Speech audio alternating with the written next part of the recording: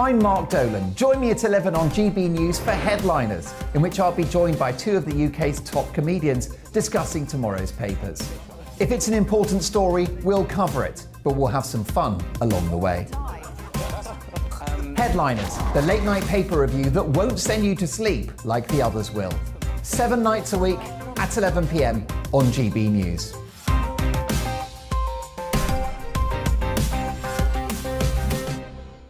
Hello, I'm Michelle Dewberry and you can join me every weekday 6 till 7 on Jubes and Kerr. Me and my panel will get stuck right into the day's events, and I can tell you, in fact, I can warn you, expect some robust debates, some strong opinions and perspectives from both sides of the fence. It's about you at home as well. I love to read out all of your comments, or at least as many as I can. So join me, Michelle Dewberry, Monday to Friday, 6 till 7 on Jubes and Kerr. I'm Mark White. As GB News Home and Security Editor, I cover those key issues that are so important to you. Our authorities, our communities doing all they can to combat violent crime. With the public services under unbearable strain, why are we still failing to control our borders? Defence, the first priority of any government, has been continually hollowed out. Can we trust our politicians to protect the armed forces? Join me, Mark White, on GB News. We are GB News, the People's Channel. And right across the United Kingdom. You can find us on Sky Channel 512. Virgin Media Channel 604. Freesat Channel 216. Freeview Channel 236. And YouView Channel 236. You can also take us with you on DAB Plus Radio. With the GB News app and at the website gbnews.uk. We're absolutely everywhere. Come join us on GB News, the People's Channel, Britain's news channel.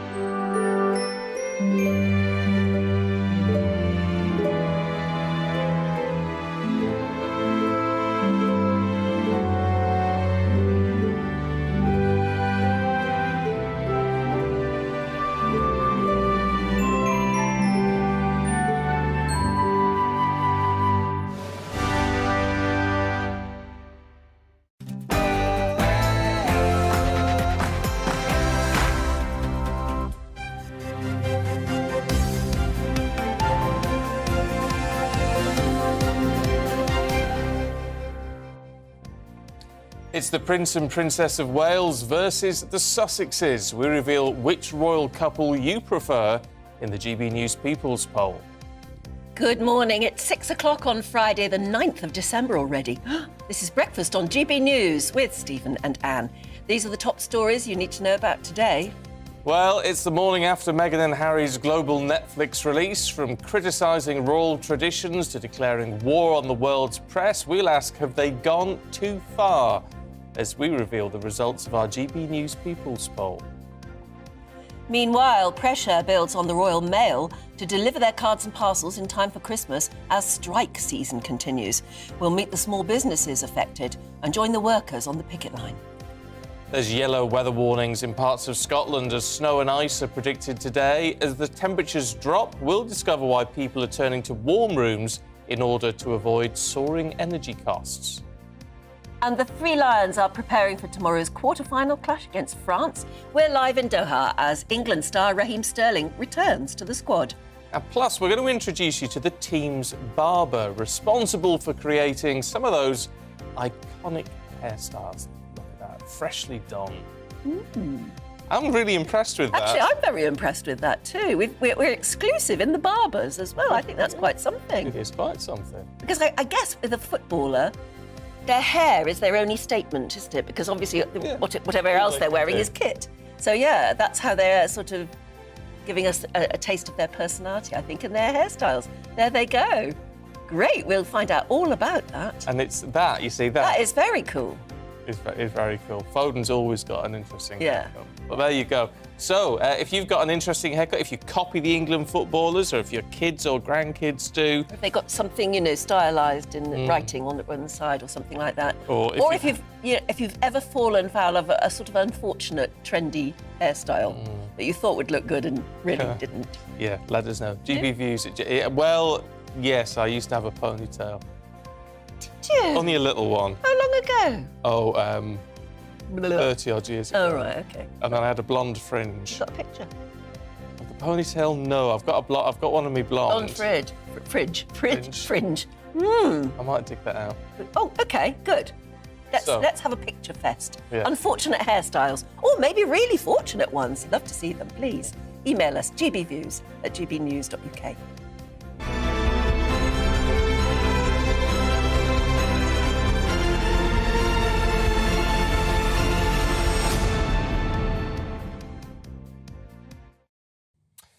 Well, the first 3 episodes of Harry and Meghan's bombshell Netflix docu-series dropped yesterday, many criticising the couple for attempting to bring down the monarchy, some even calling for the Sussexes to be stripped of their titles.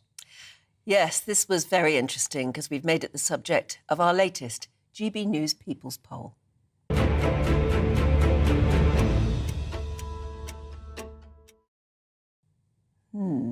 We asked if you thought Harry and Meghan, H&M, should be banned from the King's coronation. Well, 1 in 4 of you said yes, they should. Only 1 in 4, so you see that's not too many, actually. Well, no, I think that's, it's the British public being fairly kind, I think. I mean, the disagrees much higher than that. Asked who you believe represents the values of Britain, more than half said William and Catherine, choosing them over Harry and Meghan, who only got 7% of the country. Yeah. Meanwhile, only 16% completely disagree with the Queen's former lady-in-waiting, Lady Susan Hussey, resigning after allegations of racism, whilst 33% completely agree that she should have resigned. Well, it's interesting, actually, because that was taken before the documentary was released. And how many people have had the time to watch all 3 episodes anyway? And I had the time yesterday, but after episode 1, and then I got halfway through episode 2, and I thought, life's too short. Yeah. I've got other things I could be doing. I just thought it was a big yawn. Well, let's see what showbiz reporter Michelle Eagleton made of it. She joins us now. Good to see you this morning, Michelle. What did you make of it? I mean, there's a lot of interesting bits and bobs in it, but in a way, nothing we didn't actually hear in the Oprah interview platform. Absolutely. I mean, I'm with Anne. I got to that 2nd episode and I didn't feel I wanted to carry on. I mean, I did, because that's what I have to do. I have to make sure that I watch all these episodes. But we didn't learn anything new. It wasn't groundbreaking. It was just very much the kind of Meghan show. And I found it for the first time, because I like to sit on the fence on these things, but I did find it very contrived, very contradictory of stuff that they'd said before, and a bit cringeworthy, Anne just said there, H&M. I mean, every time they said H, or like he said M, or has, I was like, I don't really want to know this. I don't know what I'm getting from it. What are the public getting from this? And considering the fact this was to be a real documentary, I mean, the lights were glossy, all the pictures that were supposedly these private pictures were picture perfect, and even the video kind of element of it, the video diary, seemed very contrived. The moment that she held up little Archie to the picture of Princess Diana just made me feel just a little bit wrong, It's like, yes, this has been filmed, but it's been filmed for a reason. It just didn't sit well with me at all. I don't know about you, Stephen. Well, what strikes me about all of this is a couple who said they wanted privacy, who are now just putting it all on display. And as you say, I think a lot of us, certainly here in the UK, will look at this and go, as you say, this is very contrived, actually. This isn't what is really... Well, this is what they're really like. They're putting this on for the cameras.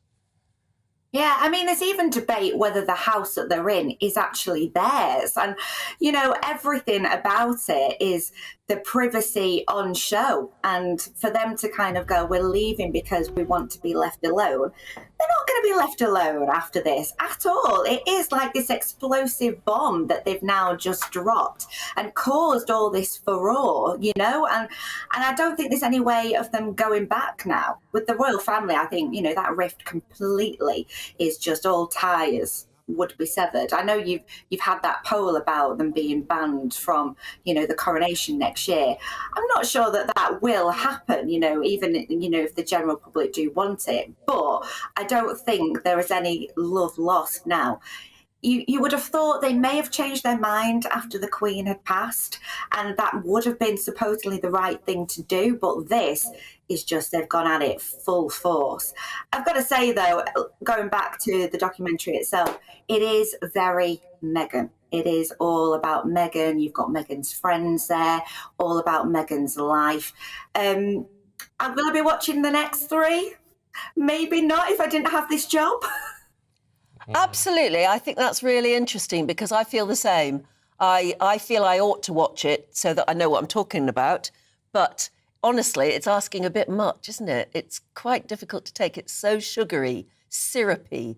And, it's beggars belief, really, doesn't it? I mean, they call it the greatest love story in episode 1. It's like they're hailing themselves as this romantic duo. You know, even the paper said Anthony and Cleopatra, you know, it's kind of like, oh, look at this. And we're really hard done by. And I've got to say, you know, Anne and Stephen, like, you know, any journalist, you try and see both sides of the story. But for me, this, as somebody who works in the showbiz world, who sees, you know, how the cameras go on and the way things are produced, it just does not seem real. And that's what they're portraying. They're saying, this is the real story. Well, no, I don't buy it. Yeah, it's interesting. Michelle, thanks very much indeed. Yeah, but we've been asking what you think. So joining us now is one of our GB News viewers, Rob Bright, from Kings Langley in Hertfordshire. Hello there, Rob. Good morning. Did you manage to sit... Yes, I did see some of it last night. It was a tough old watch. What do you mean by that? You'll have to describe what you mean. Well, it was a bit cringy, wasn't it? I mean, the introduction, the very beginning of it struck me. You know, the first few words across the screen was, "This is a first-hand account." Whose first-hand account? Well, their first-hand account, obviously. The next thing came up was the palace has declined to comment. But of course the palace has declined to comment. They've got more class and dignity than this spare heir and his femme fatales, haven't they? I mean, it's the palace. They never comment about that sort of thing. Well, apparently they were not asked whether they wanted to comment or not. They're absolutely vehemently denying that they were ever asked. So you have to draw your own conclusions, I guess. They might have been asked whether they wanted to decline. Well, yeah, I don't know. It's crazy, isn't it? But no, I found it very much sort of like a rolling advert for the couple. You know, we're supposed to believe that everything they've created for themselves is like this great big romantic rose-tinted Barbara Cartland novel, and it isn't.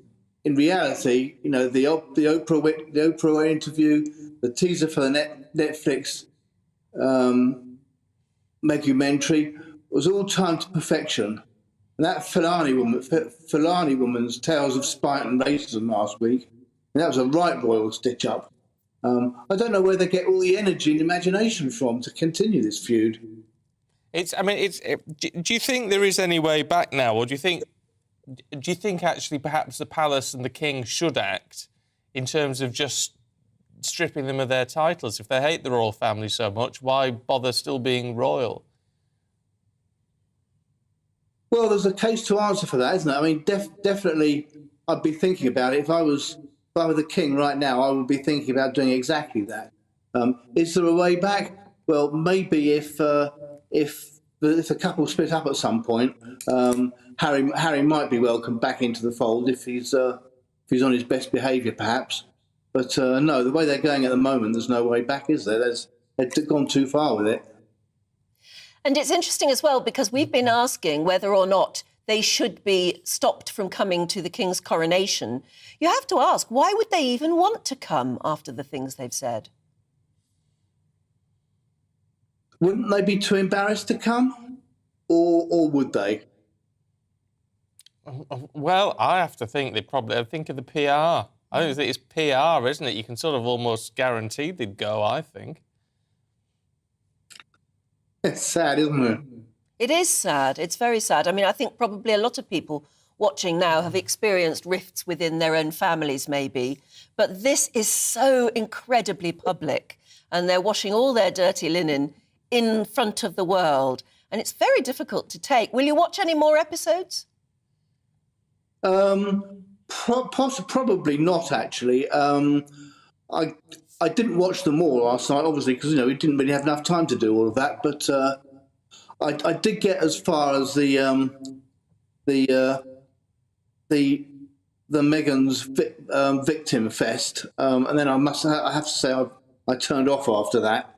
It was a bit too much even for me to watch. OK, Rob, really good to talk to you this morning. Go and have a good breakfast. Take that nasty taste out your mouth.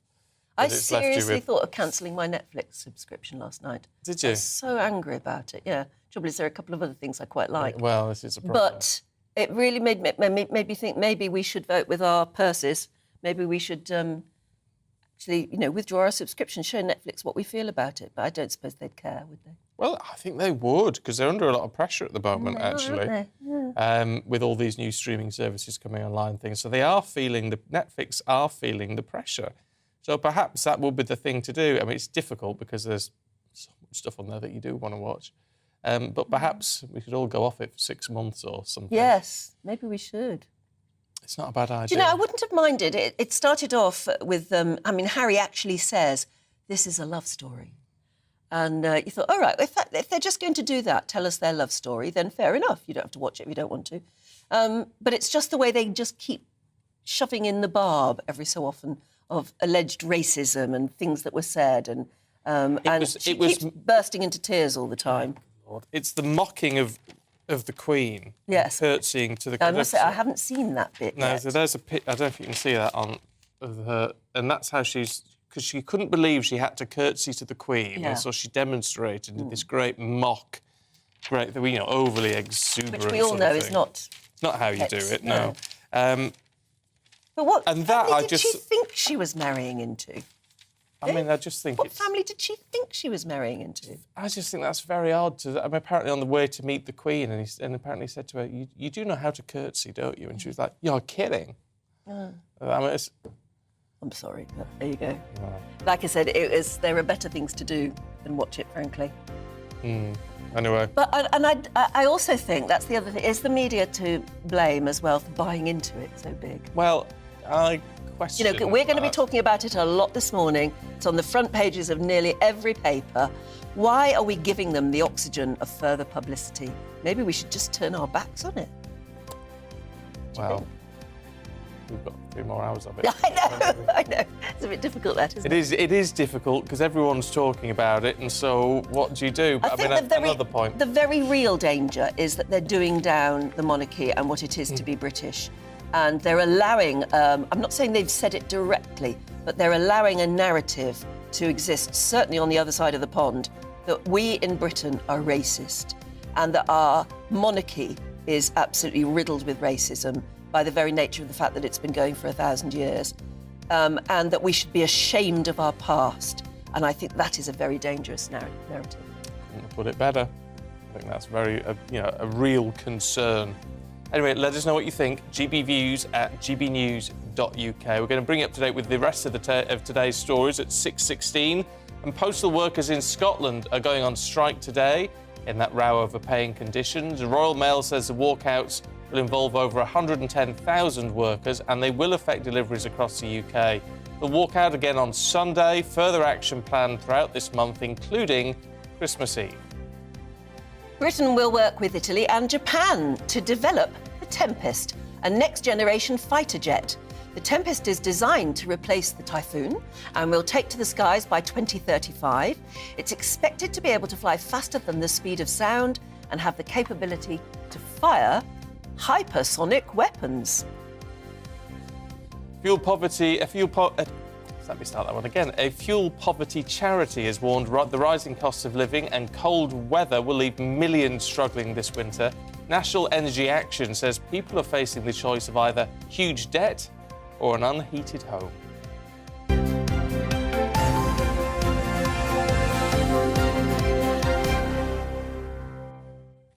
Anyway, anything we're discussing this morning, do let us know your views, please. gbviews@gbnews.uk. Yeah. Now, let's turn our attention to coal mining, should we? Ellie Costello, as we'll see, was up in Cumbria yesterday. Opponents of the UK's first deep coal mine for 30 years are now considering a legal challenge over its approval.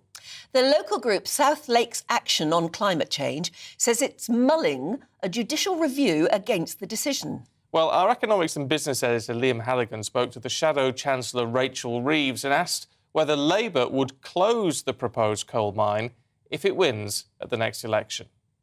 We want to create jobs in the energy sector. So no new coal mines then? We're not in favour of new... So you would close the one in Whitehaven? Well, there's no coal mine in Whitehaven, and I'm not convinced there's going to be one there by the time of the next election, because there will be much opposition, as we already know, to this. But you would close it if there was one open. A lot of environmental campaigners want you to say yes. Well, I would very much doubt that by the time of the next election there is going to be a new coal mine.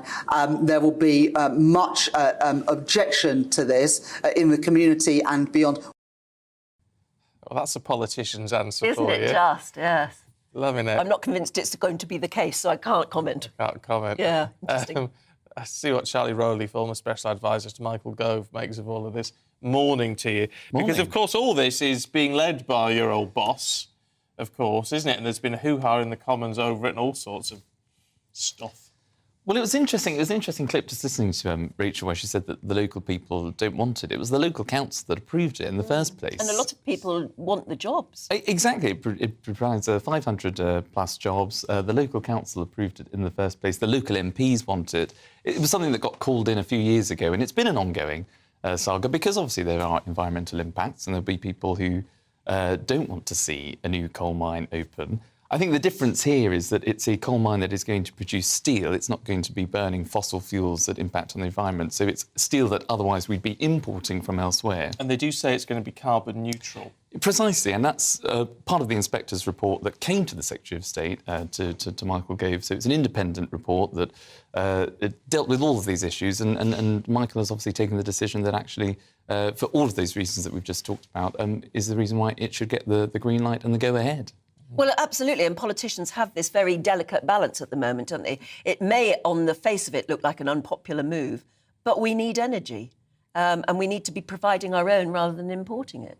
Exactly so, and I think exactly as you say. I mean, look, we're going through a really, really difficult time in terms of the economy, in terms of people's energy bills. Providing an infrastructure project that produces jobs, 500, particularly in Cumbria, which is quite a rural area where this coal mine is being set up, is a good thing. And as I say, it's something that was approved by the local council. The local MPs want it. And, in a democracy, even if you are a huge environmentalist or if you've got concerns, and I'm very, very pro-net zero, and I'm very, very pro the green credentials that the government needs to get on with to ensure that it wins the next election and brings people with it in terms of protecting the environment. But even if you are against it, if you're sitting in Whitehall in sunny Paddington as we are here, it's local people that want it to happen, and that's local democracy in action. Can we talk about the Chancellor? He's making a statement today, isn't he, about regulation around banking. Now, financial crash in 2008 and all there was some new regulations put on to try and stop this happening again. He's talking about easing some of that now in order to stimulate growth. How does all that work? So I think this is a speech that he'll be making today in Edinburgh, I believe. So making sure that it's a union-focused speech. The whole of the UK is obviously, or the UK benefits being part of the union. And it's about making sure that some of the regulations that have been put into place regulation that we were bound by when we were in the EU. Now that we've come out, we're reaping the benefits of leaving the EU. And our financial services sector can flourish, and it can do more in terms of investing. That some of the restrictions and some of the rules that we had to bring in 2010 after the 2008 crash, as you rightly said, Stephen, that can now be relaxed, that we can actually have a financial services sector that is the heartbeat of the UK economy, that can have less shackles upon it, that it can grow again, and that will get us out of what, again, is a very, very difficult economic period. So hopefully that speech will be delivered this afternoon, and we'll have to wait and hear the full details. But it's about going for growth. It's about making sure that we reap the benefits of Brexit, and we can turbocharge the economy. I can hear some jeering, though, in the background from the opposition, can't you? Because when does growth start to look like greed? It could look like they're just giving more permission for the city just to make more money. Well, I think there's a risk of that. There's always a risk when you make these kinds of speeches. But after the autumn budget and the autumn statement that Jeremy sort of set forward, where I think people were... Well, it reassured the markets, first and foremost, and it protected the most vulnerable people, so making sure that people that are on the lowest incomes and people that are on benefits and pensioners, all of those groups are protected. Where there's been a huge investment, rightly so, in terms of protecting people's energy bills. There's a lot of spending still, and there's a balance to be struck between government intervention and state intervention in terms of investment, so taxpayers' money. But also you've got to have a growth strategy, and this is part of that growth element, which will just hopefully balance the books and continue to stabilise the markets and see that it's a compassionate Conservative government that is also protecting people but going for growth, which is what traditional Conservatives want. OK, Charlie, good to see you. Thank you very much. Anything else? I'll think of something. Thank you very much. Thank you very much. You should, honestly, you're like a walking party political broadcast. Very good. Very good, absolutely. Obviously, we would have liked to talk to the Labour Party today, but they're not doing the rounds, as they call it, which is a shame. Maybe they're keeping their powder dry. Maybe. Yeah. Maybe. Now, with the UK's Health Security Agency issuing what they're calling a Level 3 cold alert in England, the Met Office is warning of snow and ice across the UK this week, so many people on the lowest incomes may struggle to afford the cost of heating their homes. And if you've got nowhere else to turn, well, you could look at a warm bank. Warm banks could be the only option. Our North West of England reporter Sophie Reaper has more on that. As the frost creeps in and temperatures begin to plummet, the choice between heating and eating has never been more perilous. It is hard deciding, do I turn my heating on or do I buy food? And obviously I've got a child at home. I mean, he's 20 now, but he still needs feeding. And it's that decision everybody's got. It's hard. As the energy crisis continues, many people would simply be forced to face the freezing temperatures this Christmas. That is, if it weren't for warm banks like the one Gillian volunteers at.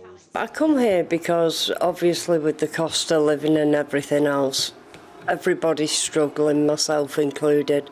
So I come here, it's a warm hub, I can get warm. Get your coat on, get your hat on and head for a warm bank, because it's well worth it. According to the Met Office, temperatures dipping well below freezing will continue until at least next week. If that is indeed the case, then warm banks like this one in Bolton are going to be absolutely vital for so many people. Could I have a brew, please? Yeah, what you having? We recognise a lot of families are struggling with the cost of living crisis. They're struggling to feed their families, to heat their homes, and we're really passionate about creating warm, safe spaces. And it's just really opening our doors and saying, without judgment, come and get warm. There's a safe space for you to come and meet other people, read a book, have a game of pool, get something to eat, and hopefully reduce the pressure on putting the heating on it at your house. There are now over 2,500 warm banks up and down the UK, and their doors are always open to everyone.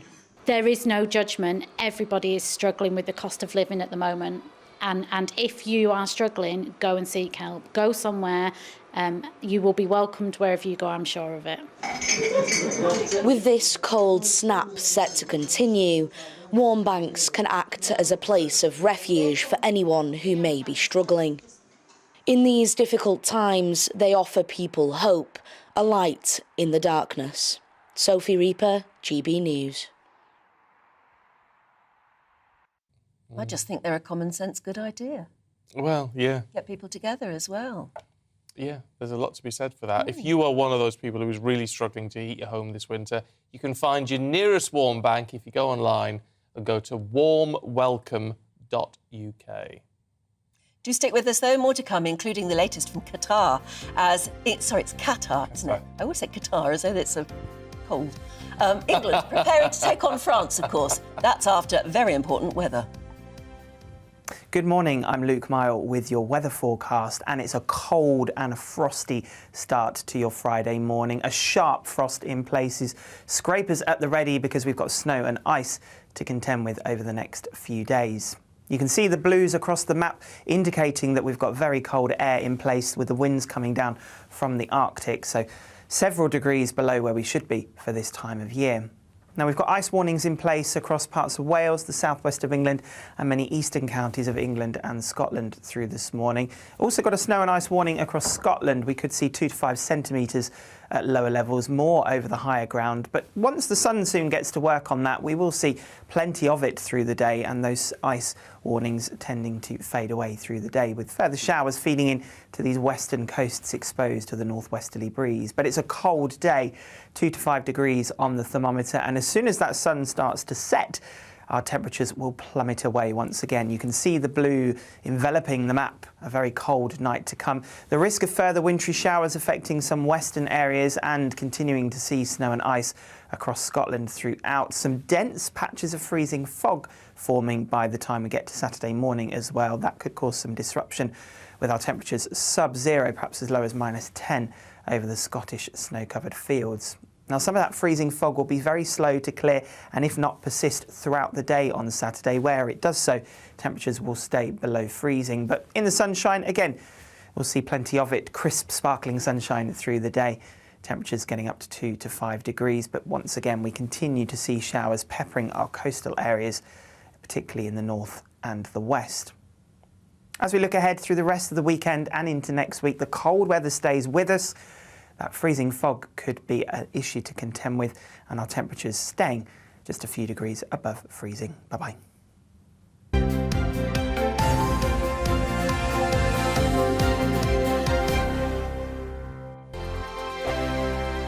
We are GB News, and we'd like to say thank you to each and every one of you for bringing us your conversations, for helping our great nation find its voice. We are here for you on radio, television and online, across England, Scotland, Wales and Northern Ireland. It's not the BBC, you actually get your facts right. We are proud to be GB News, the People's Channel, Britain's news channel. Monday to Thursday, 9 p.m. till 11 p.m. Join me, Dan Wootton. I'll bring you the sharpest takes and hottest debates. Do you not believe in prison? I don't believe in prison. I'm completely stunned. I guarantee you there'll be no spin, no bias, no censorship. I actually was personally quite offended by it. And no reason to go to bed. So I guess they've always been quite woke. That's Dan Wootton tonight on TV, radio and online. Monday to Thursday from 9 p.m. till 11 p.m. on GB News. The People's Channel, Britain's news channel. Hello there, it's Eamon Holmes here from Breakfast on GB News. We're not just on your television and your screens, you know. We're on DAB plus digital radio, so you can listen to your favourite shows on the move. If you've not yet listened to GB News Radio, it's very simple. We're on your radio player and TuneIn apps, on your smart speaker, phone or tablet, or online at gbnews.uk. Take us with you wherever you go. GB News Radio. You never have to miss a moment of the People's Channel.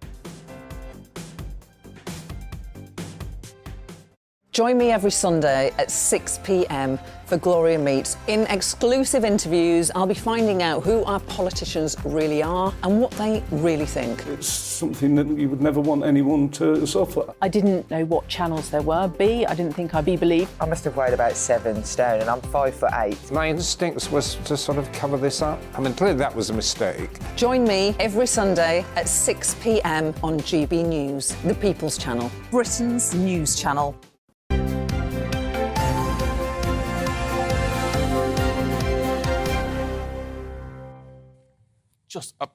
Just got to share this with you at 6:31. Meghan reveals her mum warned her that criticism of her joining the royal family would be centred on her mixed heritage.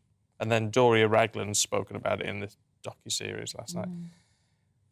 Really? I mean, was that actually the criticism? I never heard anyone criticise her because of the colour of her. I've got to be honest, I didn't know she was black for the first 4 or 5 years of them dating or whatever. No one's criticised her for very being clearly. mixed I mean, I heritage. saw that bit where she was talking. That's at the beginning of episode 2, I think. It was quite interesting to hear Meghan's mother actually speaking because she's always been very quiet and silent. But I think they've seen everything, and maybe we don't understand that because we're white. Maybe they see everything through the lens of racial prejudice, and I think unless you are you're non-white yourself, maybe you don't understand. Maybe. I don't know, but very clearly, everything that went wrong in Meghan's life, she sees through as a racial slur. Yes, she does. It's very interesting hearing some of your comments as well. We'll have a look through those later, but you're sort of getting the same sort of feeling. Yeah. Anyway, look, at 6:33, it's time now to get the latest from the World Cup.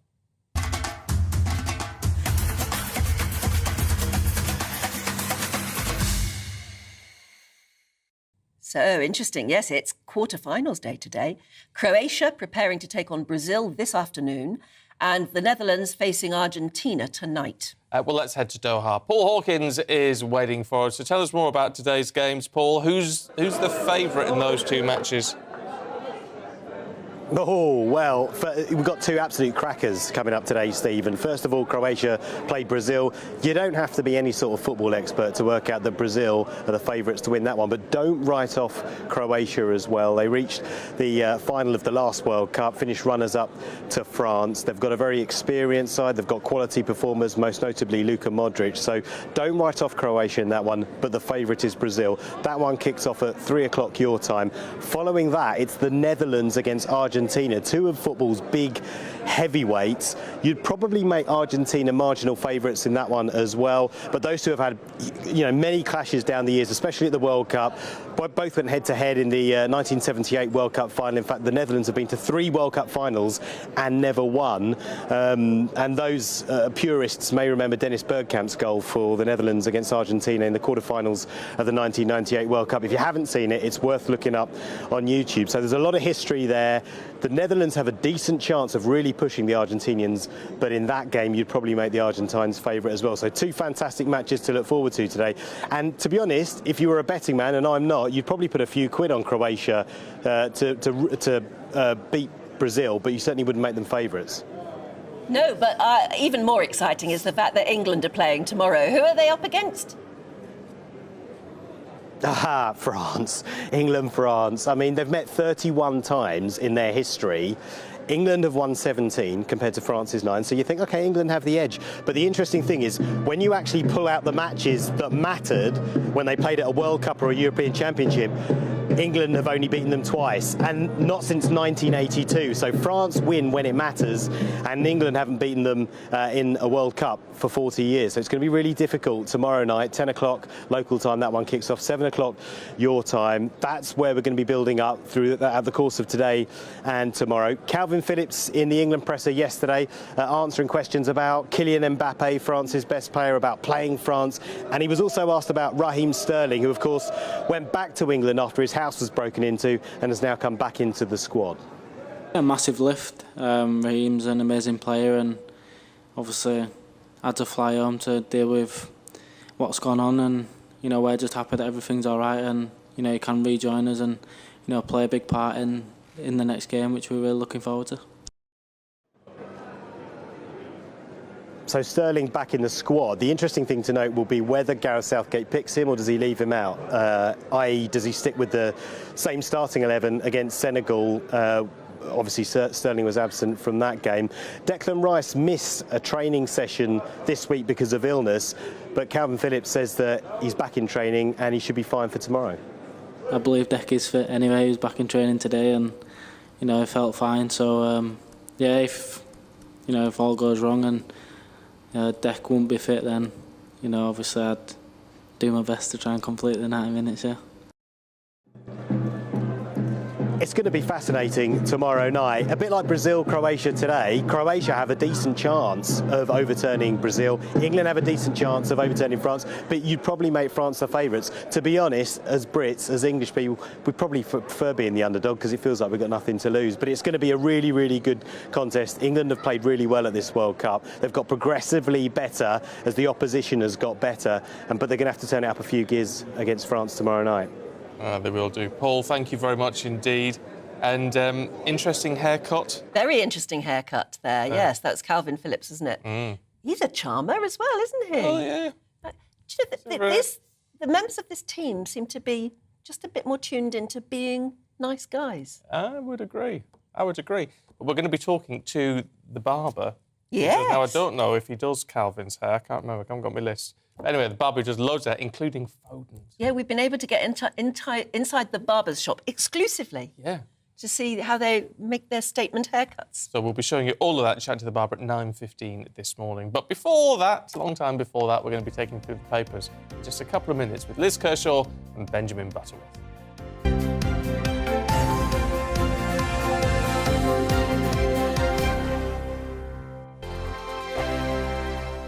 Monday to Thursday nights on GB News. At 6, it's Dubes & Co.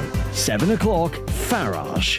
At 8, join Mark Stein. And at 9, Dan Wootton Tonight, followed by Headliners. On TV, radio and online. This is GB News. We are GB News, the People's Channel. Why not take us home with you by visiting the GB News shop at gbnews.store. You'll find all the official merchandise, a really good present actually for yourself, your friends or your family. We ship across the UK mainland at no extra cost. GB News, the People's Channel. Here on GB News Live, we'll be keeping you in the picture, finding out what's happening across the country and finding out why it matters to you. We'll have the facts fast with our team of reporters and specialist correspondents. Wherever it's happening, we'll be there from 12 noon on TV, radio and online. GB News, the People's Channel, Britain's news channel. Monday to Thursday on GB News, it's Bev Turner Today from 10 a.m. We're going to be here for you, our GB News family, to keep you up to date, but also make you smile. The guy went from puberty to adultery. And I can't wait to bring a few of my own opinions. I have no time for cultural totalitarianism. We'll engage in passionate, but always polite debate, with your thoughts and opinions at the centre of it all. Only on GB News, the People's Channel, Britain's news channel. Hi there, it's Stephen and Anne. At breakfast from 6 a.m, you'll always be caught up with everything you need to know, the latest headlines, opinions and debates. We'll bring you the good news and the bad, but most of all, we're here for you. Remember, send in your views and let us know what you would like us to talk about. That's because we're your news channel. And every morning at 6 a.m, it's breakfast on GB News.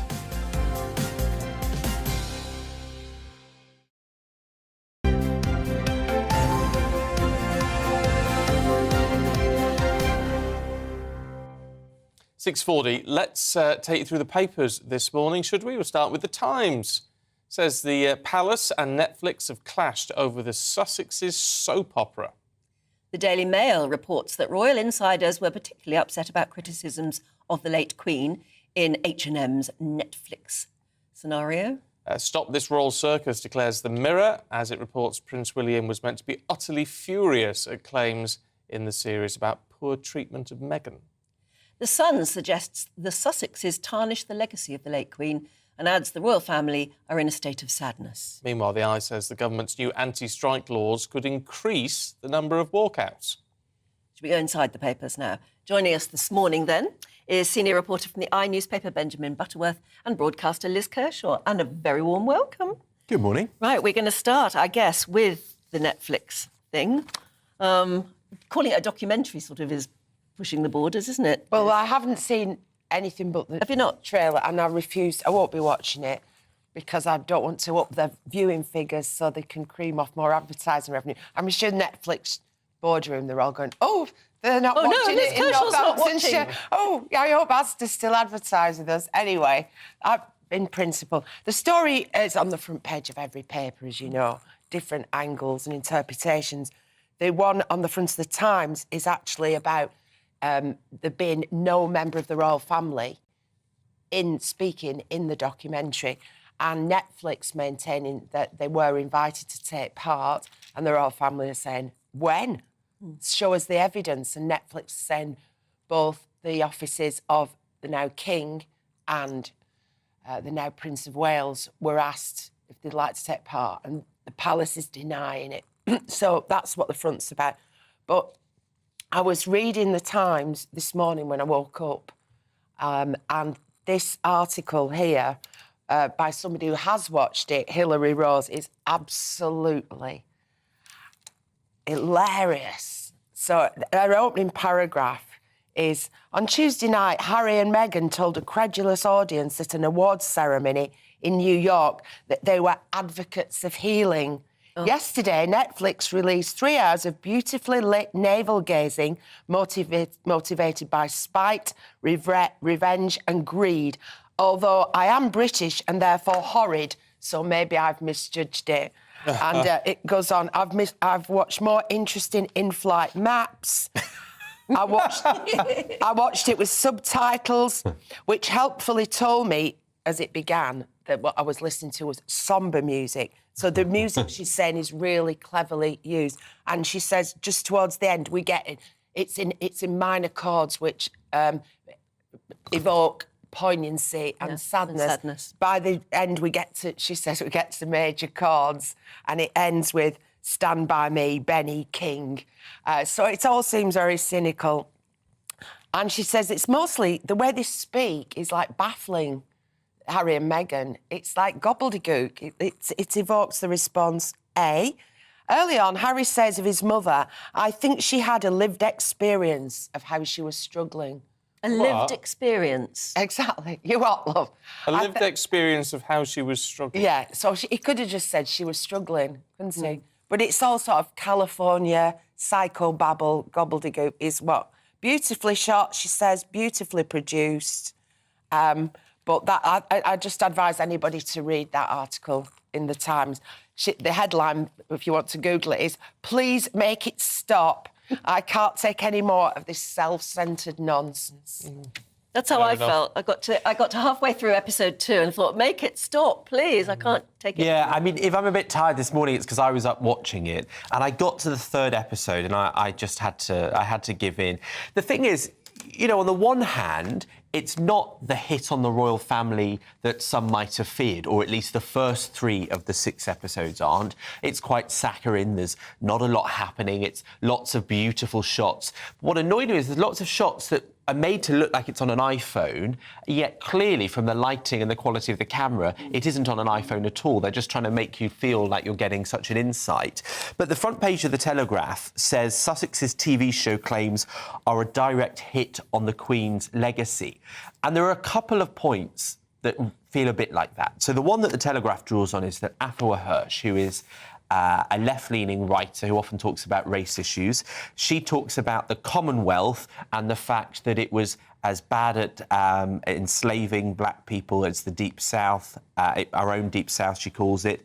And then she goes on to say that the Commonwealth now is like Empire 2.0. And so that has been considered very provocative because the Queen obviously treasured the Commonwealth and moved it long past the ideas of slavery abolished 200 years ago. of course, there's no way Harry and Meghan didn't know that comment was in there. I'm sure they selected her as a voice they admire. And so that seems quite provocative. And She's wrong anyway, because two members of the Commonwealth, if you're talking about the British Empire and colonising places, voluntarily joined the Commonwealth. Yes, they were never part of the empire. Rwanda, many people don't know Rwanda, applied to join the Commonwealth after its civil war, and Mozambique, which was Portuguese, but they wanted to be part of an organisation which promotes goodwill, friendship, trade. So Afua, as usual, is talking absolute nonsense. I used to work with Afua, and she's a lovely person, but she cannot see anything that isn't through the spectacle of race. Relentlessly got a chip on her shoulder. Is that what Meghan has, do you think? I mean, look, I'm very conscious that I don't feel like it's for white people to simply write off the experience that someone like Meghan Markle has. And, Doria, who's Meghan Markle's mother, is in the film, talking about how she said to her daughter as she went into the royal family in the earliest stages, saying, this is racism coming around the corner. You need to see it for what it is. And clearly they will face racism. They have experienced it throughout their lives. And I think they're entitled to tell their story of that. There was no racist backlash here in the UK to her. I mean, I think the one that is in this documentary and is often quoted is the Daily Mail website headline of Straight Outta Compton, which she wasn't at all. And I think there are racist undertones to that. I think it'd be ridiculous to say otherwise. But that's not to say that the Commonwealth is Empire 2.0. And I think in some ways that undermines what they're saying. But there's one other point, and you mentioned it earlier, about the curtsy, where she does sort of a cartoonish curtsy and then gives this look to the camera and to Harry that just felt to me like someone out of Mean Girls. I tweeted last night, she kind of looks like a playground bully, like she's mocking the Queen, which is incredibly inappropriate. I saw that clip. His face at that point, he's sort of disowning it, isn't he? Yeah, I mean, Prince Harry looks pretty uncomfortable at one or two points during this. Tell him what I said in the green room. I daren't. There's I tell you what, there's no doubting he absolutely adores her. Yes, that's what I was saying, but in broadcast terms, I couldn't use the words I used. According to Giles Brandreth's book, Her Late Majesty, when they first got together, said, I think he's a little bit too in love with her. Maybe he can't see the problems for the good things. But look, I mean, there are 3 more episodes which will come out in about a week and a half, I think. And I suspect that the bombshells will be in there because there's all the publicity for the first 3 episodes because it's the first 3. If you're going to say something cutting, you're going to put it in the second part. So I think the King has to brace himself. One of the papers today, saw it earlier, I can't recall which one it is, I'll find it, as a montage of all the front pages at the time when they got engaged. It's all like new blood for the royal family, a breath of fresh air, a modern princess kind of thing. And it's pretty striking when it's collated. And do you remember, Stephen, we were on Sky and we were so excited. You were going to Windsor to be on site. I thought I was going. I bought a new dress, especially. Then they said, no, you're in the studio. But everybody was... I still wore the dress in the studio. But everybody was really... excited. To bits. Just the same as when William married Kate. No difference at all at that stage. So what on earth went wrong? I do think that Daily Mail line was disgusting and overtly racist, but that's somebody on the night shift on Mail Online, presumably. Not good. Well, the Mail's having a right go at them now. Really, knives out. Wow. Let's just have a look at one more story. We've got 2 minutes left, Liz, to look at the Mirror. Mick Lynch, good old Mick Lynch, saying the unions are not the enemy. Right, OK. Well, I did say a few weeks ago that if you gave non-economically active people in this country a 10% pay rise, i.e. the sick, the unemployed and the pensioners, you'd have a massive backlash from those in the middle who are actually going out to work. They'd be saying, why can't we have at least 10%? And this is what we've got now. I've got a load of figures on what the different jobs on the railways earn, what the median is, what the rest is. There's a shorter time, I'll save that for the next slot. But I think that I'd just like to say about the unions, the one that really gets me, and we're talking about getting home for Christmas, the railways are really picking the time, but the border control and other workers in the airline industry, if they stop people who haven't been abroad to see their relatives for 2 or 3 years from going at Christmas and New Year, I think that's really peevish. They know exactly what they're doing. And if we're all in it together, well, I'm afraid I have no sympathy at all on that front. Okay. I mean, it doesn't bother me. I'm only going near Milton Keynes. You don't have to fly there. No. All right, Liz, Benjamin, we've got to leave it there for now, but we'll see you in the next hour. Now, the UK Health Security Agency has said that 15 children under the age of 15 have now died of strep A in the UK since September. Well, illnesses caused by the virus include impetigo, scarlet fever and strep throat, which can normally be treated, of course, with a course of antibiotics. Health authorities are now urging parents to catch the symptoms early and seek advice from your GP if you can get to see one. Well, let's talk to Dr. Anita Raja, who joins us now. Anita, good to see you this morning. I mean, you can understand the absolute concern here. In reality, how concerned should parents be? See, if you talk about strep A infections, most of them are going to be harmless, and there is going to be a slight sore throat, especially if we talk about scarlet fever. There could be a temperature with it, there could be headaches, there could be a rash that comes on your body, you could have a strawberry tongue. And of course, if you go and see a clinician, your GP, or any other healthcare professional, you would be given first-line antibiotics, which is a penicillin, if you're not allergic to penicillin, and it treats it. However, there is another form of strep A, which is very invasive and can be a threat to life because it enters your bloodstream and causes septicemia, which can make you very, very unwell. Hence, it's very important that we know what we're looking out for. And if you are in doubt, please seek medical attention. Yes, it can be difficult to get a same-day appointment at your GP, but you've got the urgent treatment centres. You can dial 111. Take your child to the nearest hospital. If in doubt, seek medical attention. Usual is it to have deaths from strep A? I mean, I wonder if we're just reporting it more because we're so health aware following COVID. Do you normally every year have deaths like this?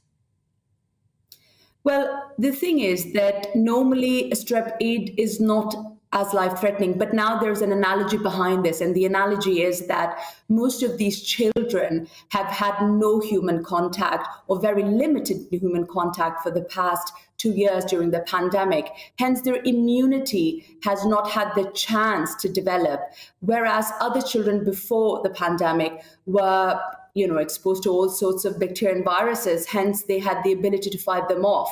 So I would say that, of course, there is going to be a case here and there where there is going to be death. But the most important thing here is that there is a problem at the moment. As you know, because of the strep A outbreak, we now also have another huge problem. We have an amoxicillin, a penicillin shortage here in Birmingham specifically, where we are having problems sourcing the antibiotics. Hence, in some cases, we are now using second-line antibiotics like clarithromycin to treat this infection. Is that a problem, using second-line antibiotics and things like erythromycin and things? Because if that's going to be effective, I'm just thinking what adds to the panic?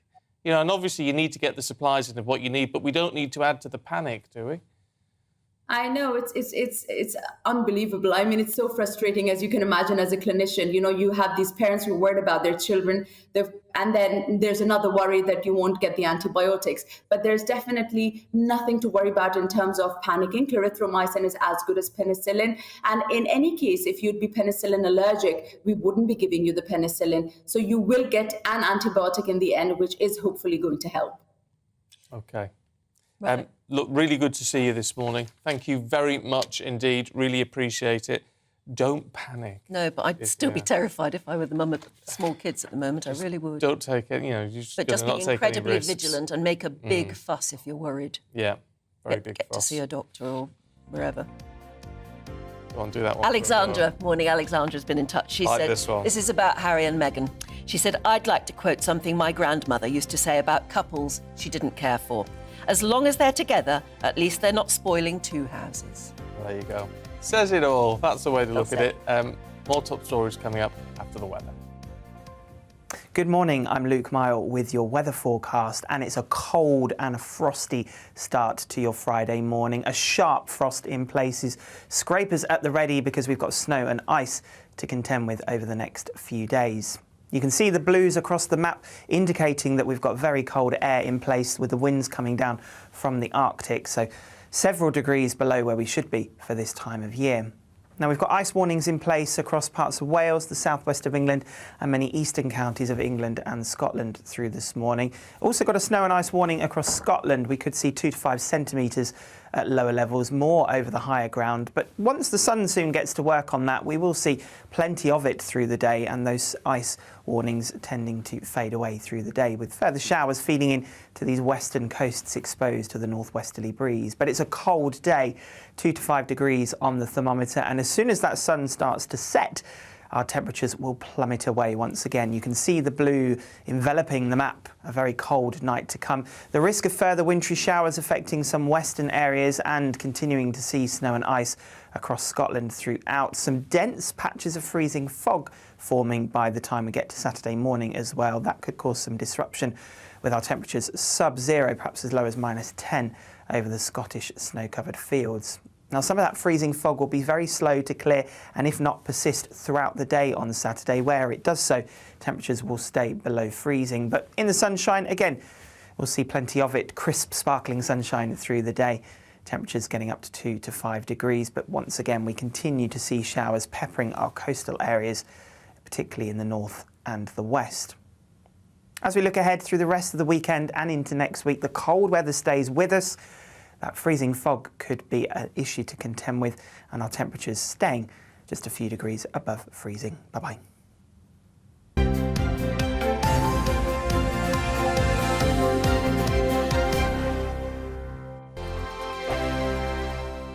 Every morning from 6 o'clock, we'll wake you up with GB News Breakfast with all the stories you didn't know from the night before. So whether it's serious news, entertainment, or your own views from all over our great nation, we're here to kick off your day with a smile. And the national media should be reflecting and reporting what's happening here. You will notice the northwestern accents. Whether you're with us on TV, radio, or online, every morning, it's breakfast from 6 a.m. Hope you can join us. We are GB News, right across the nation. You can get us on television, on radio, on digital. We're absolutely everywhere. Amazing! You see, amazing! You remind me of me in the European Parliament. But here's the most important bit. We are not part of the mainstream establishment. We think and speak just like you do. We are the People's Channel. Magnificent. That's really, really thoughtful. Come and join us on GB News, the People's News Channel. My name's Tom Harwood, and join me 9:30 a.m. every weekday for The Briefing, your one-stop shop for everything you need to know about what's going on in politics today. I wonder if this is a deal that might need to be like the biscuits in this factory, twice baked. Is there not an opportunity here to win out against the extremes? Tom Harwood, GB News. What are you going to do about it? Things should have been done differently, and they certainly are being done differently. Don't miss it. The Briefing with me, Tom Harwood, 9:30 Monday to Friday on GB News. Join me, Nana Akue, Saturday and Sunday afternoons on GB News. Expect fiery debate and passionate discussion as me and my panel tackle some of the biggest topics hitting the headlines. It's a place for everyone's opinion. No one gets cancelled, but no one gets an easy ride. Oh, she's on it today! Be ready for conversations that are fierce, frank, and of course, fun. Every Saturday and Sunday afternoon from 4 p.m. on GB News, the People's Channel.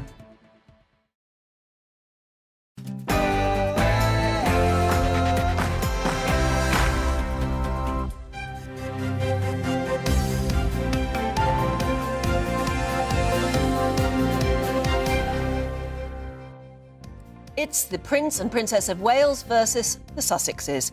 We reveal which royal couple you prefer in the GB News People's Poll. Have a guess. It's 7 o'clock. It's Friday, the 9th of December. This is Breakfast on GB News with Stephen and Anne. These are your top stories this morning. Well, it's the morning after Meghan and Harry's global Netflix release. From criticising royal traditions to declaring war on the world's press, we'll ask, have they gone too far this time?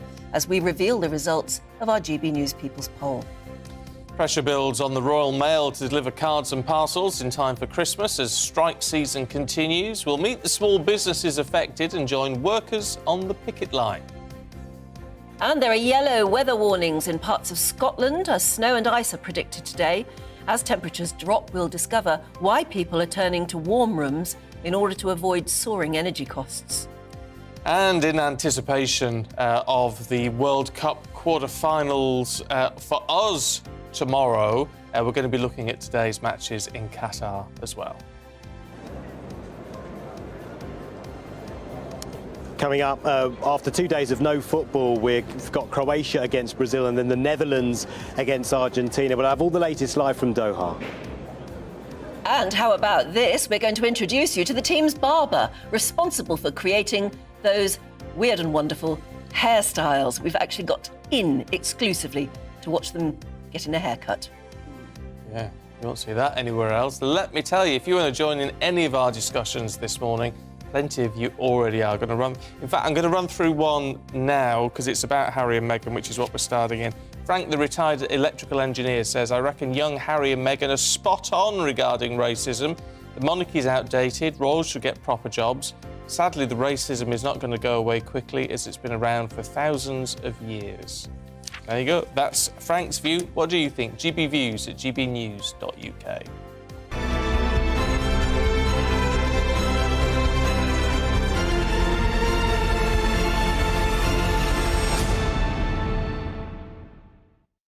Well, there you go. The first 3 episodes of Harry and Meghan's Netflix docuseries dropped yesterday, with many people criticising the couple for what looks like an attempt to bring down the monarchy.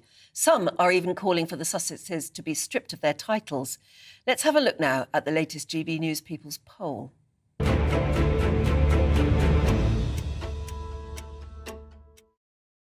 So we asked if you thought Harry and Meghan should be banned from the coronation. Now, this is quite an interesting one because 1 in 4 of you said yes, agreeing or completely agreeing or somewhat agreeing.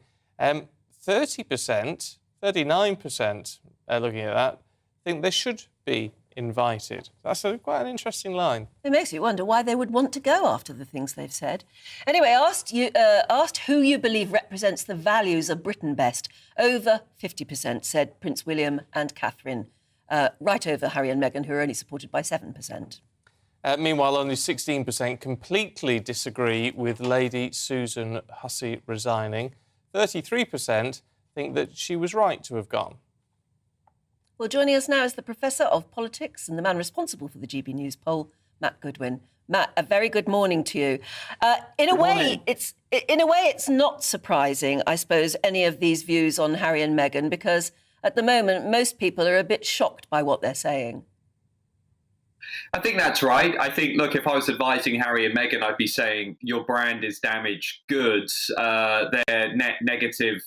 They're in net negative territory, meaning more people dislike them than like them. When we ask voters, who do you think best represents the values of Britain, the overwhelming majority say Will and Kate, not Harry and Meghan. And as you saw, about 1 in 4 voters go even further in saying that they should not be allowed to attend Charles III's coronation. So, you know, this isn't a great place for Harry and Meghan to be in the public opinion landscape.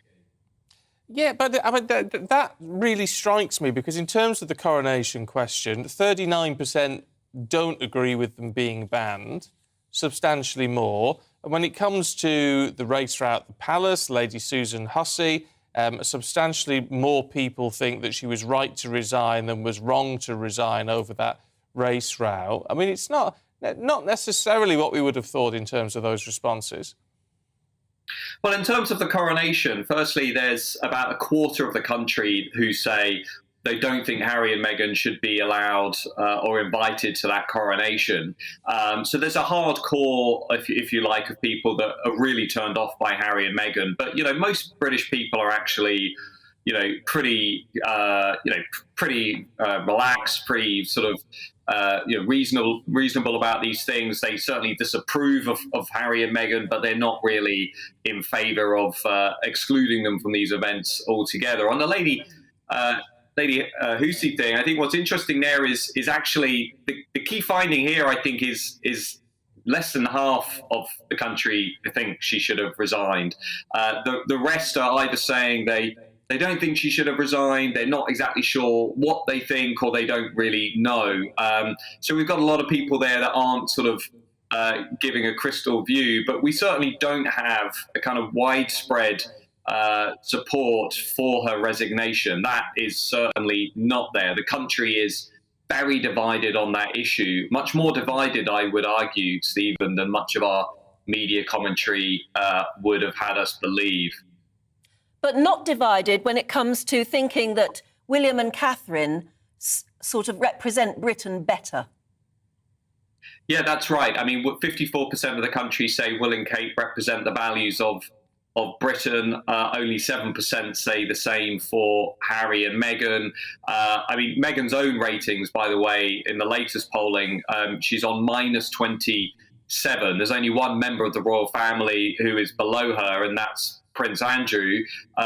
She's basically where Jeremy Corbyn was in 2019 in terms of her net ratings. So, I mean, as I say, if I was advising her, I mean, I think I probably would say two things to her. One is her brand is massively damaged, maybe beyond repair.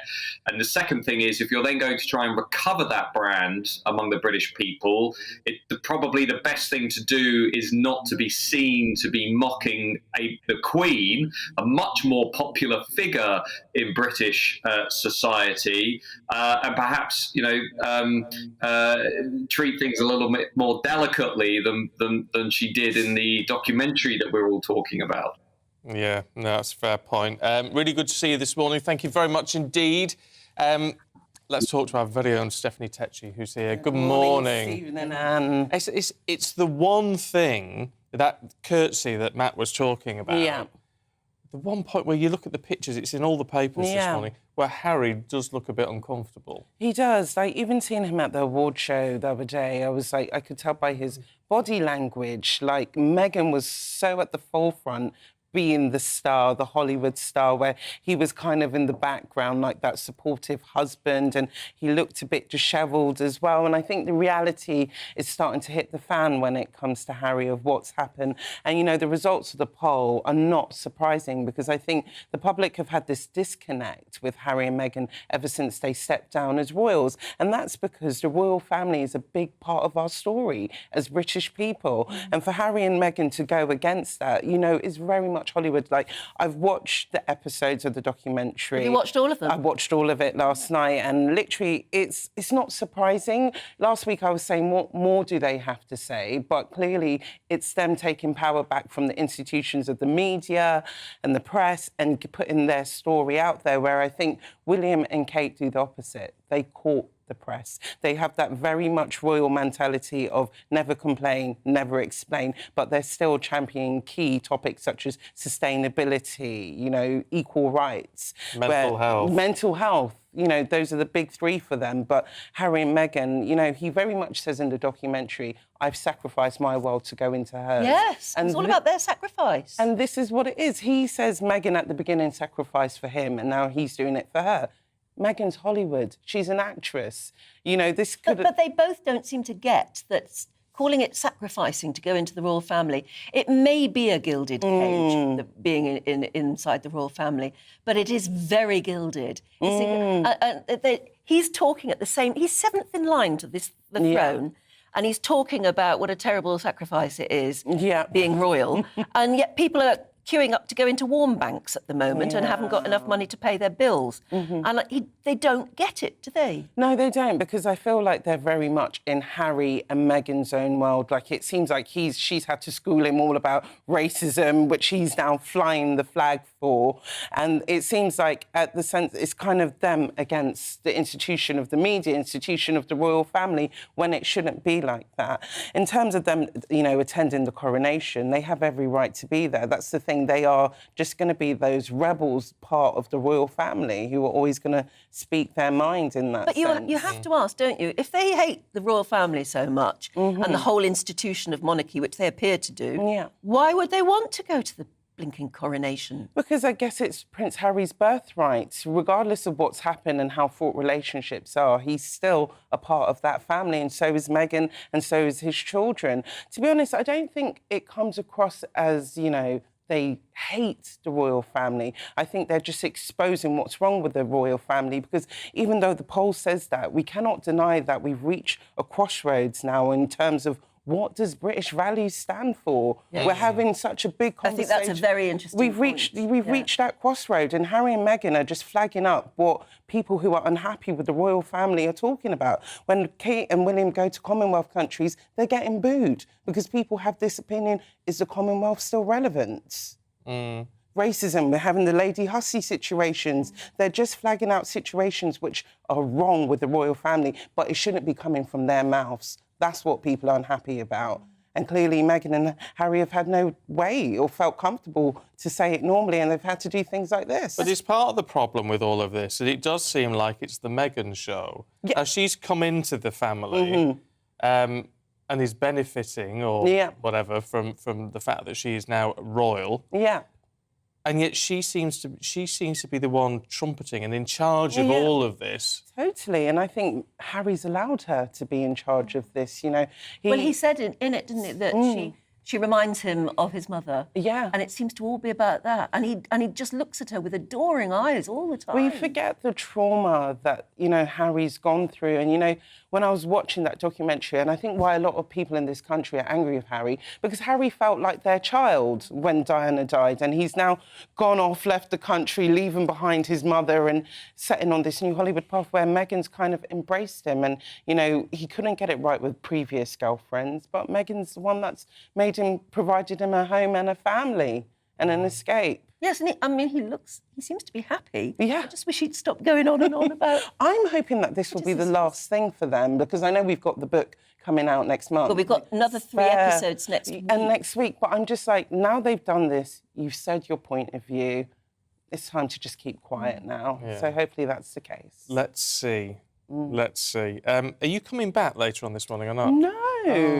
But I tell you, but you're in tomorrow. I am in tomorrow. Can we talk tomorrow about Celine Dion? Oh, my God. Because I saw on your Instagram yesterday, it's how I found that she's not well, and she's explained all. So maybe we can do that. She's got stiff syndrome, and it attacks the whole body and her mobility, her vocal cords, because we spoke about it a few months ago when she cancelled her tour, but she didn't really give an explanation at the time. She said she was feeling unwell, but that emotional video she put out yesterday, heartbreaking. and, you know, I do hope we can talk about it. Yeah, we'll do it tomorrow. Yeah. Okay. Fabulous. Stephanie, thank you.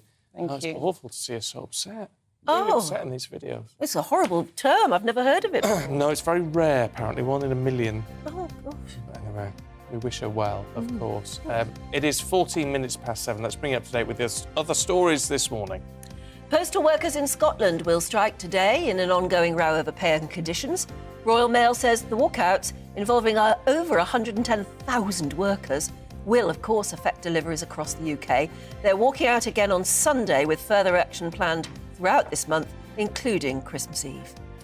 Britain's going to work with Italy and Japan to develop the Tempest, the next-generation fighter jet. It's designed to replace the Typhoon and should take to the skies by 2035. Always take a long time, these things. It's expected to be able to fly faster than the speed of sound. Anyway. Well, they can, yeah. Well, the Mach 2 or 3, anyway. But also have the capability to fire hypersonic weapons. Fuel poverty charities have warned that rising cost of living and now cold weather will leave millions struggling this winter. The National Energy Action says people are facing the choice of either a huge debt or an unheated home.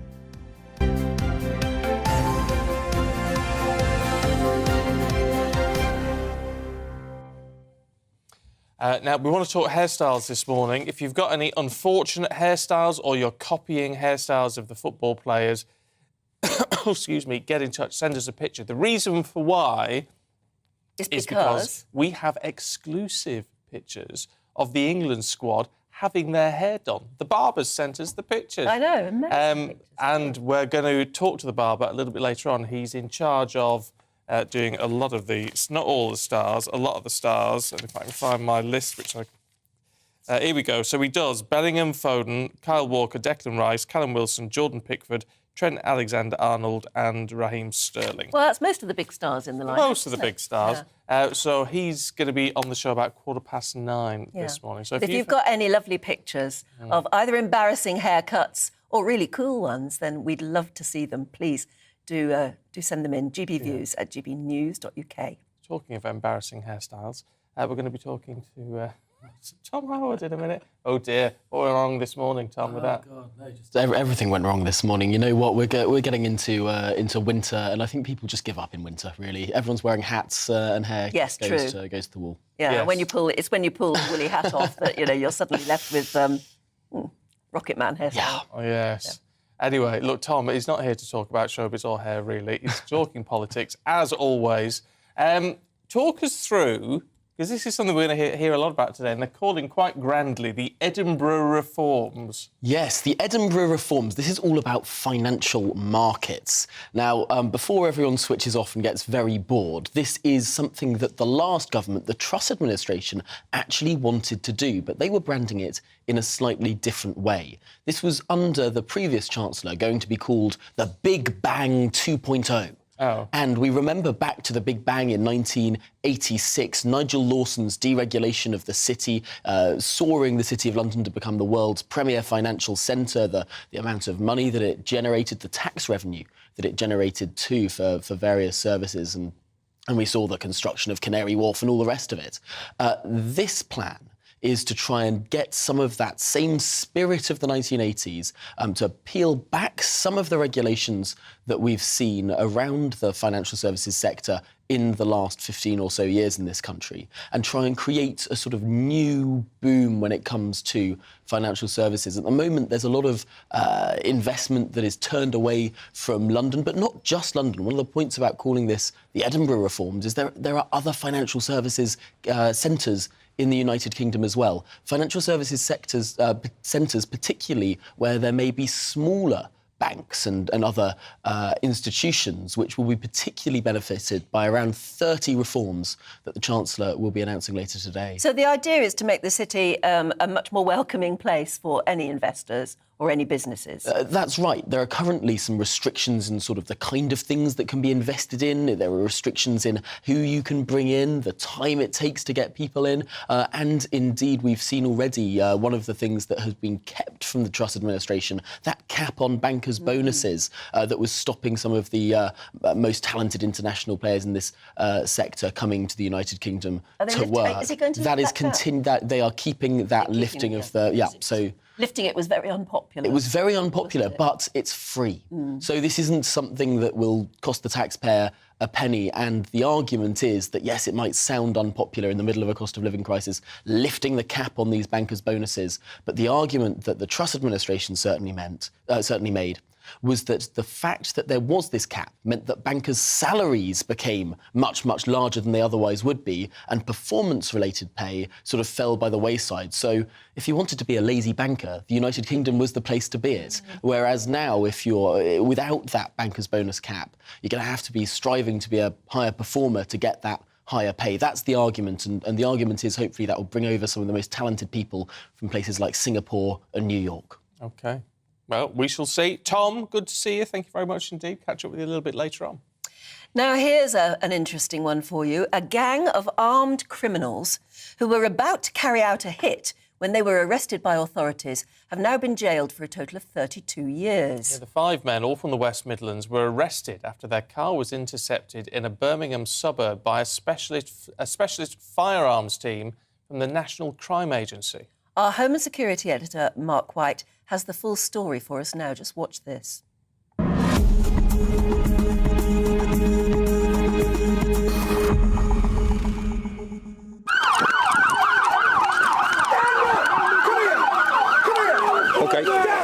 In the Birmingham suburb of Kings Norton, armed officers intercept this BMW. On the floor. Stay there! On your belly! On your belly! On your front! The 5 occupants dragged from the vehicle. Put your hands behind your back. Put your hands behind your back. The operation is sudden and shocking. Put Put your head on there. Put your head on there. Put your legs wider. But these men are dangerous armed criminals who it's believed were on their way to carry out a hit. Those concerns borne out by a search of the car. You shouldn't have. No, mate. Anything that'll harm us? Inside, a handgun, complete with ammunition. Also found were knives and a sledgehammer in the front passenger footwell. The gang, all from the West Midlands, have now been jailed at Birmingham Crown Court. Their conviction, the result of intelligence received by the National Crime Agency and an operation led by Commander Michael Pope. Given the fact of what was found in the vehicle at the point of the arrest, I think I'm fairly confident they were a dangerous group. I mean, we're talking about 5 individuals, mid-morning, in a community in Birmingham where the weapons themselves speak for themselves, and I've no doubt that at that time, had we not intervened, somebody somewhere had come to some quite serious harm. It was a fast-time operation. Within hours of receiving intelligence on the group, authorities were on their tail. Here, the gang are picking up 2 of their number. As their BMW heads off, not far behind are the specialist armed officers from the National Crime Agency. Further down the road, they move in. Hey, police! Stay where you are! Stay on the ground! On the ground! On the ground! On the ground! Get on the ground! You're on the ground! On the ground! Authorities are convinced that had this armed gang not been stopped, then 1 or more people would have been seriously harmed. It was good intelligence that led to the disruption of these armed criminals, but for every firearm taken off the streets, there are many more still in circulation. Get on the floor now! Get on the floor! On the floor! This operation in broad daylight happened just yards from where a group of school children were playing. It is a chilling illustration of the way in which these armed gangs operate, with little regard for innocent members of the public. Mark White, GB News, Birmingham. It's astounding that we've got that footage. You don't often see footage like that, do you? No. My goodness. No, you don't. So anyway, they've all been convicted. Yeah. Terrifying thinking. I mean, that's just in Birmingham. Terrifying thinking that people are driving around, they've got a gun in the car like that.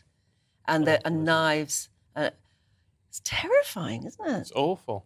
It's awful. But then, thank heavens, can you imagine? That's why I always think when things like this happen, you think with America, that half the population's got a gun in the car. Oh, yes. Oh, that's just normal. It's extraordinary.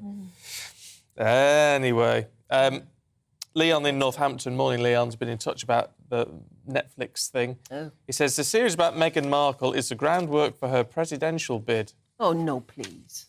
Well, anything's possible. Anything's possible. Dee says, I'm sick and tired of hearing about those 2 idiots in America. Bjorn says the 2 of them are capitalising on victim culture. It's business. They have advisors with the fingers on the pulse of what the public wishes to consume, and they're providing it in order to make money. Well, yeah, I have to say I find it very distasteful. But, you know, perhaps you think like Frank, the retired electrical engineer, who says, well, the monarchy's all outdated and they're all racist and... Oh, no. And Brenda says Harry and Meghan should not be allowed to come to our King's coronation because the only reason they would come would be to get more episodes for Netflix. Fair point. Well, it would increase it would keep their royal status going, wouldn't it? I think, well, if they removed the royal titles before the coronation, they won't be able to go anywhere. I don't see how they can do that, but... No, but I sort of think they should. But whether they can or would, or who knows? They could take the title of Sussex away from them, Duke and Duchess. You could take HRH off her, as Yes. they did with Diana. Yes. No, she isn't an HRH. She is, She's a Duchess. But she's still HRH. She's Her Royal Highness. Yeah. Meghan is. Yeah. Wouldn't curtsy to her, would you? Well, there you go. You wouldn't have a choice. Look, we've got much more to come for you, including the latest from Qatar, as England prepare to take on France tomorrow night.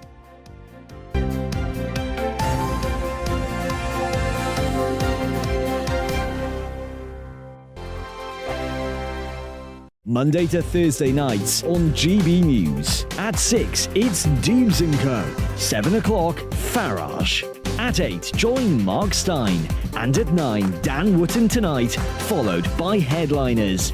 On TV, radio and online. This is GB News. Here on GB News Live, we'll be keeping you in the picture, finding out what's happening across the country and finding out why it matters to you. We'll have the facts fast with our team of reporters and specialist correspondents. Wherever it's happening, we'll be there from 12 noon on TV, radio and online. GB News, the People's Channel, Britain's news channel. We are GB News, the People's Channel. Why not take us home with you by visiting the GB News shop at gbnews.store? You'll find all the official merchandise, a really good present actually for yourself, your friends or your family. We ship across the UK mainland at no extra cost. GB News, the People's Channel. Join my show Farage, 7 p.m. till 8 p.m. Monday through Thursday. And there you will get opinion, analysis, debate, and I'll cover stories that nobody else dares to touch. You've been cancelled. Join the club. Oh, my goodness me. And then for the last 15 minutes, talking pints. We're over a drink. We have a civilised conversation with someone. We very often disagree, but we do it in a grown-up way. Come and join me on Farage. Monday to Thursday on GB News, it's Bev Turner Today from 10 a.m. We're going to be here for you, our GB News family, to keep you up to date, but also make you smile. The guy went from puberty to adultery. And I can't wait to bring a few of my own opinions. I have no time for cultural totalitarianism. We'll engage in passionate, but always polite debate, with your thoughts and opinions at the centre of it all. Only on GB News, the People's Channel, Britain's news channel. Hi there, it's Stephen and Anne. At breakfast from 6 a.m, you'll always be caught up with everything you need to know, the latest headlines, opinions and debates. We'll bring you the good news and the bad, but most of all, we're here for you. Remember, send in your views and let us know what you would like us to talk about. That's because we're your news channel. And every morning at 6 a.m, it's breakfast on GB News. Join me every Sunday at 6 p.m. for Gloria Meets. In exclusive interviews, I'll be finding out who our politicians really are and what they really think. It's something that you would never want anyone to suffer. I didn't know what channels there were. I didn't think I'd be believed. I must have weighed about 7 stone and I'm 5'8". My instincts was to sort of cover this up. I mean, clearly that was a mistake. Join me every Sunday at 6 p.m. on GB News, the People's Channel, Britain's news channel. Hello, I'm Simon Evans. Join me on GB News for Headliners at 11 p.m, where I'll be joined by 2 of the country's top comedians as we take a look at tomorrow's newspapers tonight. If it's a big story, we'll be covering it, I guarantee, but we'll also have some fun along the way. That's GB News Headliners at 11 p.m. We won't put you to sleep, unlike some of the other paper review shows out there. So join us, 11 p.m, 7 nights a week.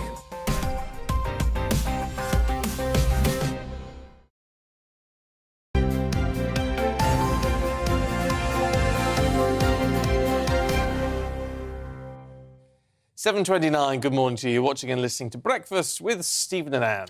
It's time to get the latest from the World Cup in Qatar.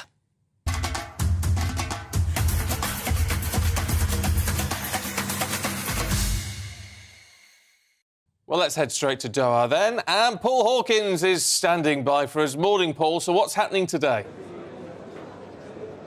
Today, there's football back on, Stephen. After 2 days of no football, people in Doha have been kind of walking around thinking, oh, right, I've got to watch the news. I've got to actually get on with some chores. What's going on? I might watch a film or something. And now the football's back. It's the start of the quarterfinals. And we're going to kick off with 2 really good quarterfinal ties today. Croatia taking on Brazil. That's at 3 o'clock your time. 2 footballing heavyweights. You don't need to know much about football to know that Brazil are, one of the big countries, probably one of the best. Well, they're 5-time former champions, but they'll be favourites to beat Croatia later. But don't write off the Croatians who got through to the last World Cup final, and then following that, we've got the Netherlands against Argentina. Again, 2 huge footballing heavyweights going head to head. So that's a rematch of the 1978 World Cup final. So 2 really good games to look forward to today. And even though you make Brazil favourites against Croatia, don't write off the very experienced, wily Croatians. Potentially there could be an upset there. Certainly Brazil haven't been tested yet at this World Cup, and so it'd be interesting to see how they react to that experience, that skill, the technical ability that the Croatians have.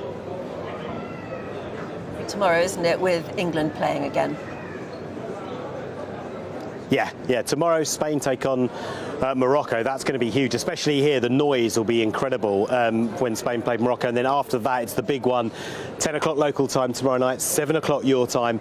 England play France. 31 times they've met in their history. England lead that, having won 17 compared to France's 9. But when you look at matches that matter, so in European Championships and World Cups, England have only ever beaten France twice, and not since 1982 at the World Cup in that year. So there's lots to talk about ahead of the game.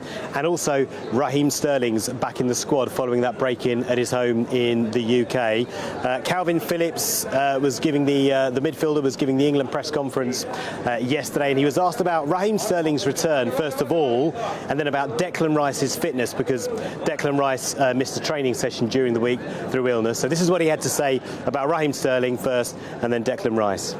Yeah, massive lift. Raheem's an amazing player, and obviously had to fly home to deal with what's gone on, and we're just happy that everything's all right, and he can rejoin us and play a big part in the next game, which we're really looking forward to. I believe Deck is fit anyway. He was back in training today, and he felt fine. So if all goes wrong and Deck won't be fit, then obviously I'd do my best to try and complete the 90 minutes. Yes, it's going to be fascinating to see how the teams match up.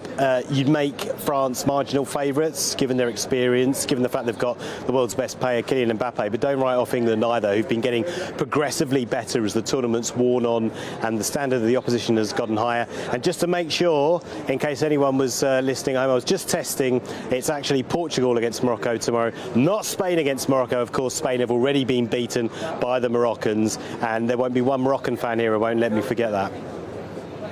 Paul, thank you very much indeed. Well, let's chat to Ada McGee, who's here in the studio with us.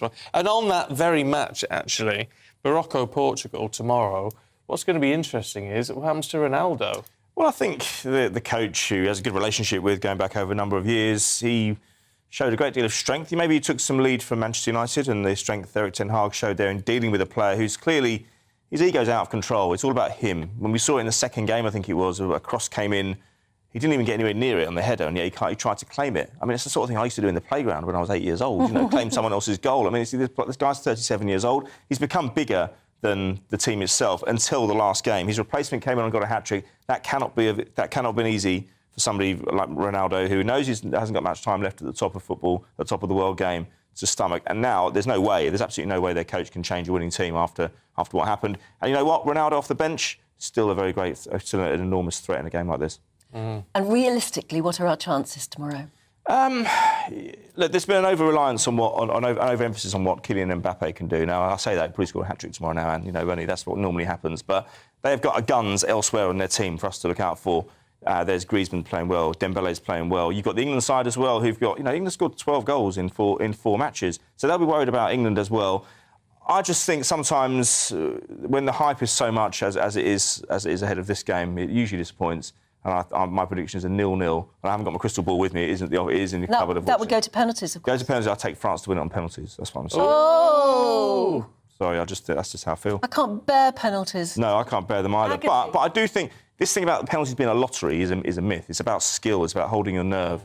And I'd rather. You've only got one chance, really, haven't you? But I'd rather do that then. And you look at extra time now. Because the teams know it's going to penalties, they don't take any risks. It becomes really boring. They've already slugged it out for 90 minutes. I'd say go straight to penalties after 90 minutes. I really would. But a fabulous Friday today, that's what it's been called. I mean, every Friday's fabulous here at GB News, as we know. But Croatia-Brazil is going to be a great game tonight. Croatia have only got 4 players left from the squad that got to the World Cup final 4.5 years ago. But the midfield, Brozovic, Kovacic, Modric, probably the best in the tournament. But then, as I say, Brazil have got outstanding players all over it. We've got the dancing situation as well, where Roy Keane criticised the players for dancing too early, or not too early, but dancing after they scored their first and second goals against South Korea. He said it was disrespectful to their opponents. But their manager, Tite, who's 61, said, because he joined in as well, he said, if this is the way I have to connect with my younger players, I'm not going to make apologies for somebody who doesn't understand British culture. If I'd scored a goal in the World Cup, I'd dance. Well, if you scored a goal in the World Cup, we'd all dance, Sam. We would. Aidan, thank you very much indeed. Don't go anywhere, we've got the papers heading away in a couple of minutes.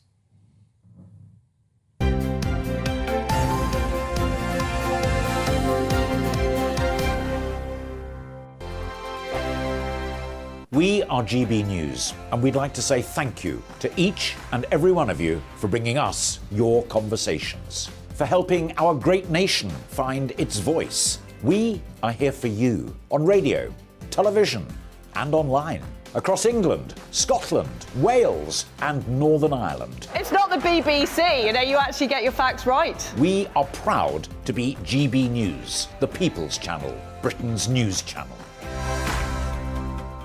Monday to Thursday, 9 p.m. till 11 p.m. Join me, Dan Wootton. I'll bring you the sharpest takes and hottest debates. Do you not believe in prison? I don't believe in prisons. I'm completely stunned. I guarantee you there'll be no spin, no bias, no censorship. I actually was personally quite offended by it.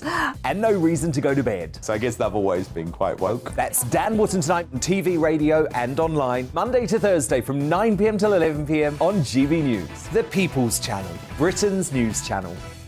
My name's Tom Harwood and join me 9:30 a.m. every weekday for The Briefing, your one-stop shop for everything you need to know about what's going on in politics today. I wonder if this is a deal that might need to be like the biscuits in this factory, twice baked. Is there not an opportunity here to win out against the extremes? Tom Harwood, GB News. What are you going to do about it? Things should have been done differently, and they certainly are being done differently. Don't miss it. The Briefing with me, Tom Harwood, 9:30 Monday to Friday on GB News. Every morning from 6 o'clock, we'll wake you up with GB News Breakfast with all the stories you didn't know from the night before. So whether it's serious news, entertainment, or your own views from all over our great nation, we're here to kick off your day with a smile. And the national media should be reflecting and reporting what's happening here. You will notice the northwestern accents. Whether you're with us on TV, radio, or online, every morning it's breakfast from 6 a.m. Hope you can join us. We are GB News, right across the nation. You can get us on television, on radio, on digital. We're absolutely everywhere. Amazing! You see, amazing! You remind me of me in the European Parliament. But here's the most important bit. We are not part of the mainstream establishment. We think and speak just like you do. We are the People's Channel. Magnificent. That's really, really thoughtful. Come and join us on GB News, the People's News Channel. Join me, Nana Akue, Saturday and Sunday afternoons on GB News. Expect fiery debate and passionate discussion as me and my panel tackle some of the biggest topics hitting the headlines. It's a place for everyone's opinion. No one gets cancelled, but no one gets an easy ride. Oh, she's on it today! Be ready for conversations that are fierce, frank, and of course, fun. Every Saturday and Sunday afternoon from 4 p.m. on GB News, the People's Channel. We are GB News, the People's Channel. And right across the United Kingdom. You can find us on Sky Channel 512. Virgin Media Channel 604. Freesat Channel 216. Freeview Channel 236. And YouView Channel 236. You can also take us with you on DAB Plus Radio. With the GB News app and at the website gbnews.uk. We're absolutely everywhere. Come join us on GB News, the People's Channel, Britain's news channel.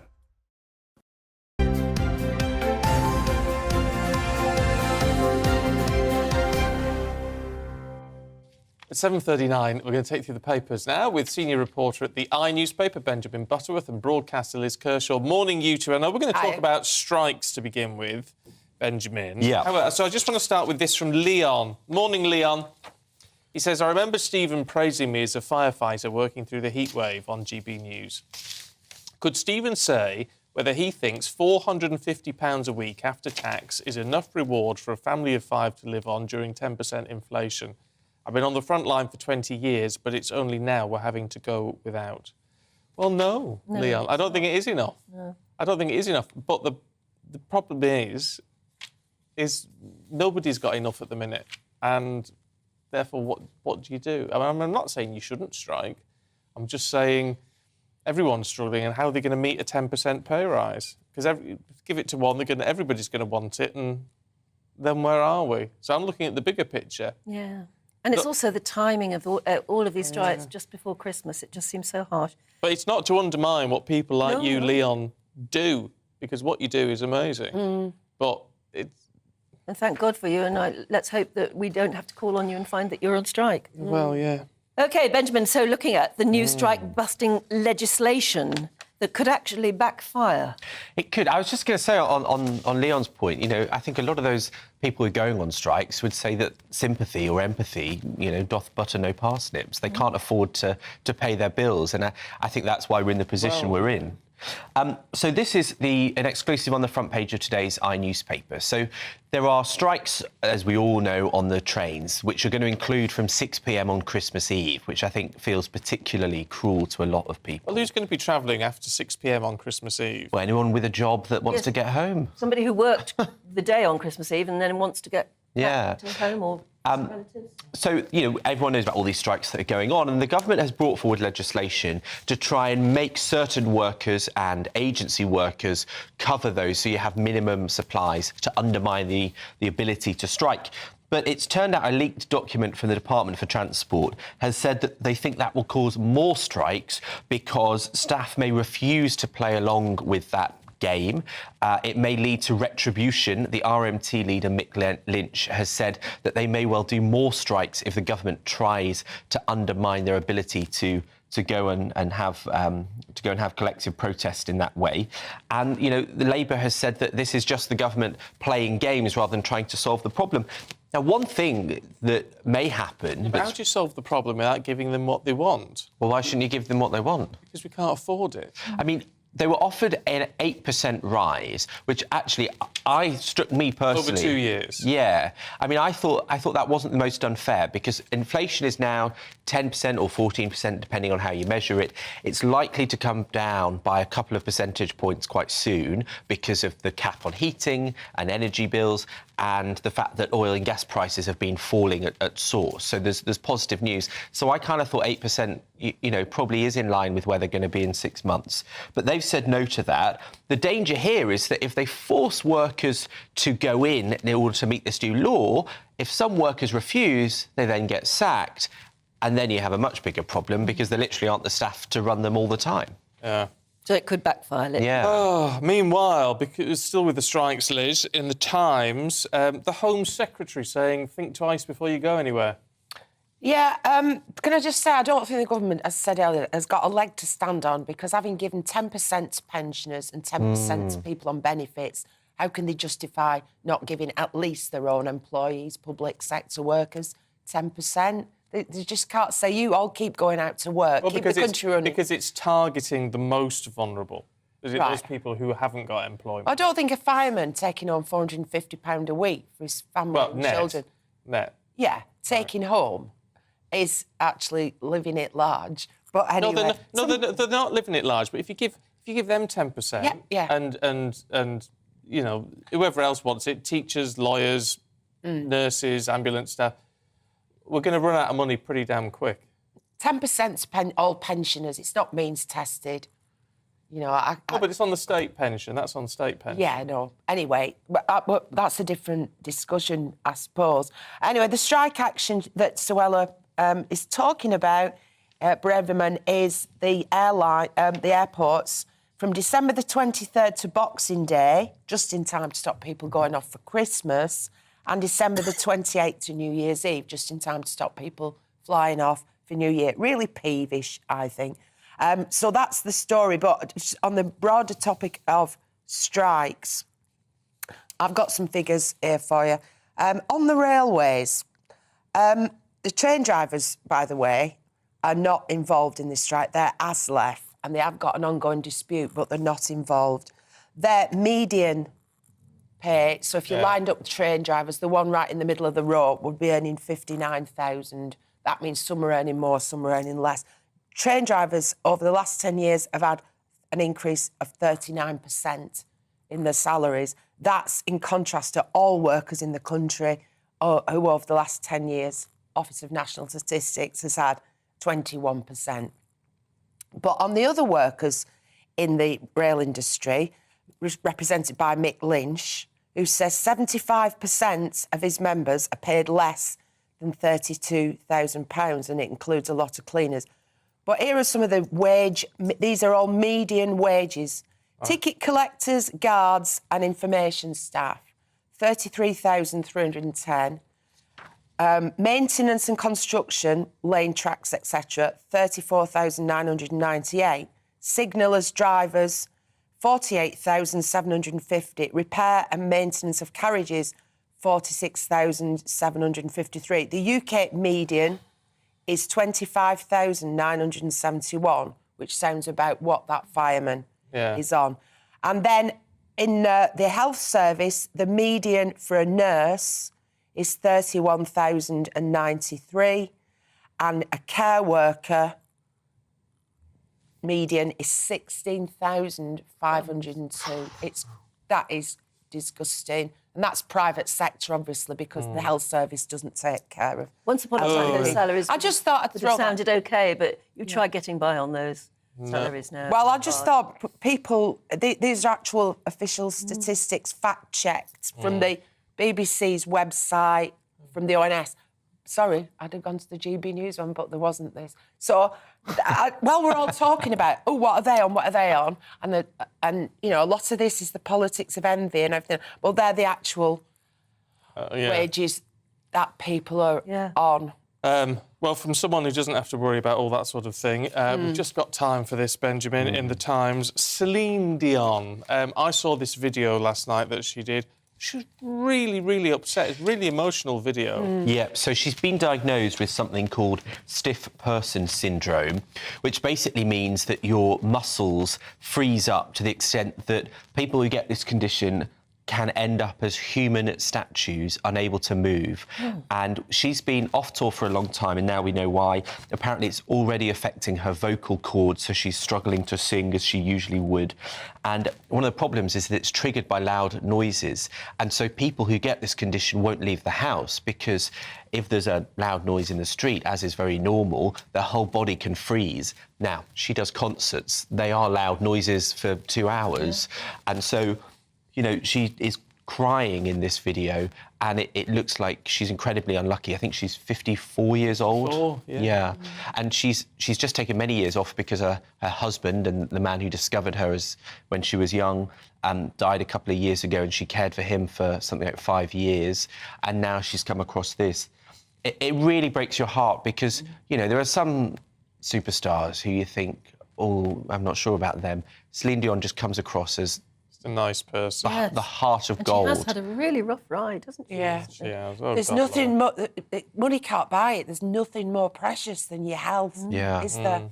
And the idea... Doesn't matter how rich you are, you can have how everything famous, in the world. how celebrated. People can really envy your lifestyle, your success, but if you lose your health... And not being able to move, I mean, literally being a human statue, I can think of few things more brutal than that. Awful, isn't it? Well, she says she's going to fight it. She's fighting it, and she's having all this physio and things, and she hopes it will improve. There you go. Look, thank you both. We'll catch up with you a little bit later on. Meanwhile, we're going to return to strikes. Actually, yes, another wave of postal strikes begins today, whilst pressures have been building on Royal Mail to deliver cards and parcels before Christmas. Now, many small and medium-sized businesses are relying, of course, on Royal Mail deliveries for items that customers have bought as presents. Now, one tea and coffee supplier in Lincoln says they'll consider using other couriers if the problem gets much worse. Our East Midlands reporter Will Hollis has more on this. A short wait for a quick caffeine hit, but the bean in your coffee cup has travelled thousands of miles to get here before you can enjoy it. From countries around the world, the suppliers at Stokes bring tea and coffee to their roasting room in Lincoln before it heads back out to their customers. Tom is master roaster. So this is our hand packing area. I'm currently getting ready our Brazilian decaf. It's one of our best sellers. So this is getting bagged up and boxed, ready to be sent via courier and Royal Mail to customers all over the country. For wholesale, staff deliver orders themselves, but the company relies on Royal Mail to send the smaller stuff quickly to online customers. But months of postal strikes over pay and conditions are having an effect. Nikki is the marketing manager at Stokes. We are ensuring that our customers are receiving their orders on time. We're aware of a very small number of customers who have expressed to us that their deliveries haven't quite made it yet. And we're aware that those are being delayed. Christmas is a busy time for any business, and while the company understands why strikes are happening, Nikki says they will consider other options if deliveries suffer more. If we start to see that more customers are being affected and we're starting to see a fall in our service levels, we will be looking at alternatives, because it's really, really important that people get their items, especially at Christmas. Stokes has been around for more than a century. 4 generations of Nick's family have run the business. He says reaching customers on time, especially at Christmas, is essential. Well, in order for us to be able to offer the best service and product we can, we rely on all our suppliers and providers to offer the best service they can. The Communication Workers Union has balloted for 6 days of industrial action between now and Christmas, including Christmas Eve. In a statement, Royal Mail's Chief Commercial Officer, Nick Landon, said, "The CWU is striking at our busiest time, holding Christmas to ransom for our customers, businesses and families across the country." He apologised for the delays and disruption, asking customers to post things earlier than usual. Back in Lincoln, another batch is ready from the roaster. It's nearly the end of a long journey for these beans, yet the bitter dispute that could slow down their final trip seems to be still far from finished. Will Hollis for GB News, Lincoln. Well, let's see what Will's up to this morning, because he's actually gone to a picket line outside the sorting office in Lincoln. Morning to you, Will. Good morning. Yes, well, at the end of my piece that you just saw there, we heard from Royal Mail saying that members of the CWU, the Communication Workers Union, are holding Christmas to ransom for businesses and families. But here at this particular sorting office, the members of the union, the Royal Mail workers would probably say something quite different, because, of course, this is a very long and bitter dispute that's been going on for a number of weeks. It really does come down to 2 factors. It comes down to pay, as well as changes to terms and conditions. The last payoff that we heard was around 9%, but that was rejected, specifically really because of the conditions that would have to come in with those changes as well. There's talk of various different forms of redundancies, as well as what the Communication Workers Union would say is a change from the services it is at the Royal Mail to more of a gig style economy that you're seeing more and more of on our roads today. The Royal Mail would say that they need to do that to be competitive at a time when they're losing £1 million every single day. Now, the General Secretary, Dave Ward of the Communication Workers Union, said that postal workers want to get on with serving the communities they belong to, delivering Christmas gifts and tackling the backlog from recent weeks. He went on to continue saying that this can be resolved if Royal Mail begin treating their workers with respect and meet with the union to resolve this dispute. Now, of course, postal workers are very used to cold temperatures. It's about -3 degrees here. You can see in the back that there's about 6 of them on the picket line. That's just because it is an official picket line. There's more of them around the corner, but most postal workers will be packing up their picket lines over the next hour or so, because they'll be getting buses to London, to Parliament Square, where 50,000 postal workers will join a rally to say this isn't okay and we're going to continue our strikes until you sort it out. OK, Will, thank you very much indeed. We spoke to Dave Ward, didn't we, a couple of weeks ago, and he was actually very impressive, because he said it wasn't as much about the pay as the conditions. Yes. Yeah, and the very future of Royal Mail. Yeah. Yeah. It's a very cold time to be out on a picket line at the moment, isn't it? It is. They need a brazier. Yeah. Well, and I'm sure that'll happen. We'll see a lot of braziers over the coming weeks, won't we? I think we will. Look, we'll bring you all the top stories in a couple of minutes, including the latest results of our GB News People's Poll. Good morning, I'm Luke Mile with your weather forecast, and it's a cold and a frosty start to your Friday morning. A sharp frost in places, scrapers at the ready, because we've got snow and ice to contend with over the next few days. You can see the blues across the map indicating that we've got very cold air in place, with the winds coming down from the Arctic, so several degrees below where we should be for this time of year. Now, we've got ice warnings in place across parts of Wales, the southwest of England, and many eastern counties of England and Scotland through this morning. Also got a snow and ice warning across Scotland. We could see 2 to 5 centimetres at lower levels, more over the higher ground. But once the sun soon gets to work on that, we will see plenty of it through the day, and those ice warnings tending to fade away through the day, with further showers feeding in to these western coasts exposed to the northwesterly breeze. But it's a cold day, 2 to 5 degrees on the thermometer, and as soon as that sun starts to set, our temperatures will plummet away once again. You can see the blue enveloping the map, a very cold night to come.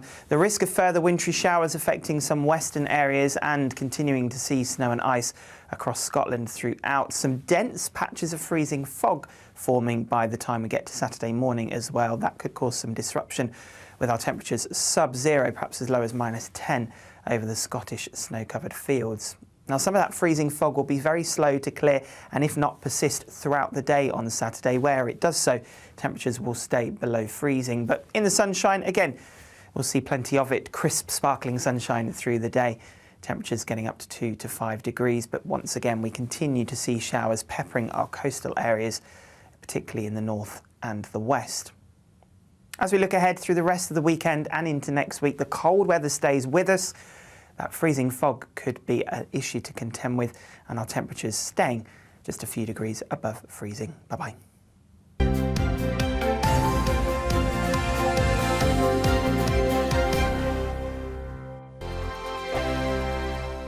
Hello there, it's Eamon Holmes here from Breakfast on GB News. We're not just on your television and your screens, you know. We're on DAB plus digital radio, so you can listen to your favourite shows on the move. If you've not yet listened to GB News Radio, it's very simple. We're on your radio player and TuneIn apps, on your smart speaker, phone or tablet, or online at gbnews.uk. Take us with you wherever you go. GB News Radio. You never have to miss a moment of the People's Channel.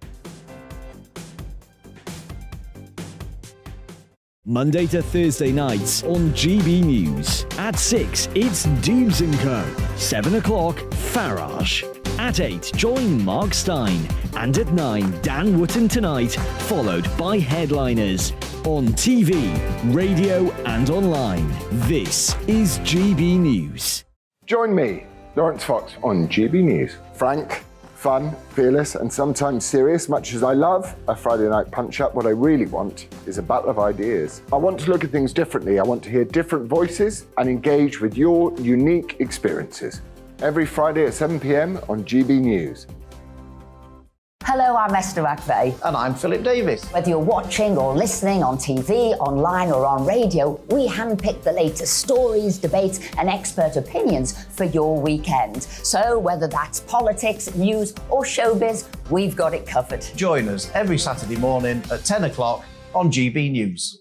Hello, I'm Michelle Dewberry, and you can join me every weekday 6 till 7 on Dubes & Kerr. Me and my panel will get stuck right into the day's events, and I can tell you, in fact, I can warn you, expect some robust debates, some strong opinions and perspectives from both sides of the fence. It's about you at home as well. I love to read out all of your comments, or at least as many as I can. So join me, Michelle Dewberry, Monday to Friday, 6 till 7 on Dubes & Kerr.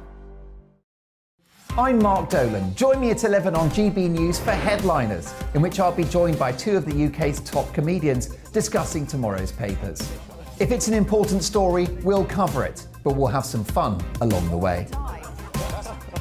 Headliners, the late night paper review that won't send you to sleep like the others will. 7 nights a week at 11 p.m. on GB News.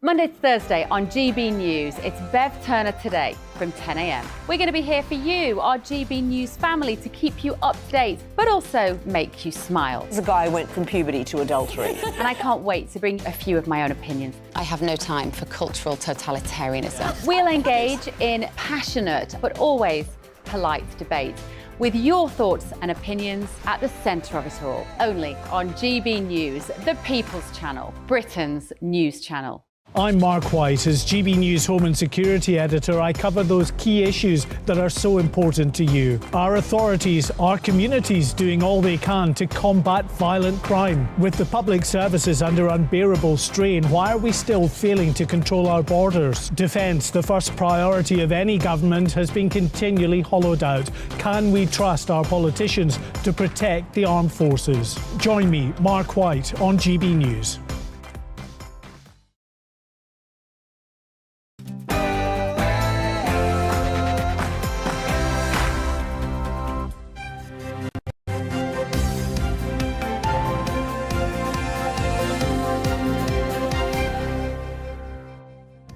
It's the Prince and Princess of Wales versus the Sussexes. We reveal which royal couple you prefer in the GB News People's Poll.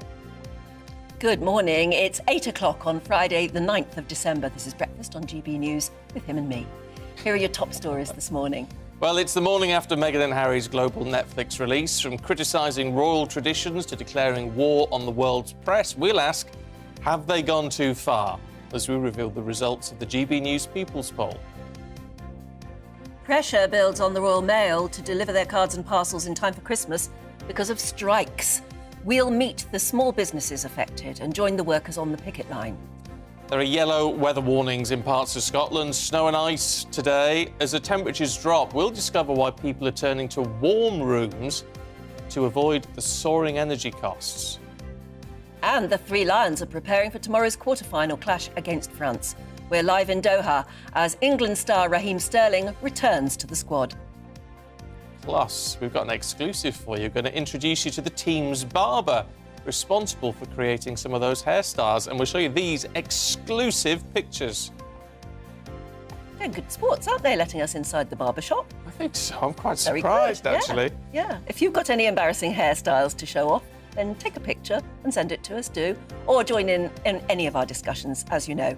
Email us gbviews@gbnews.uk.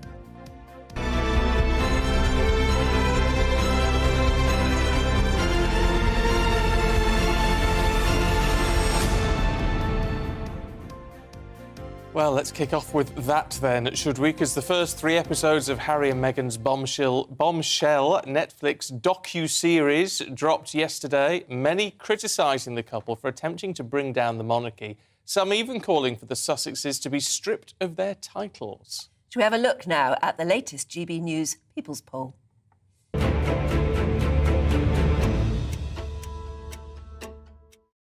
Well, we asked if you thought Harry and Meghan should actually be banned from the King's upcoming coronation.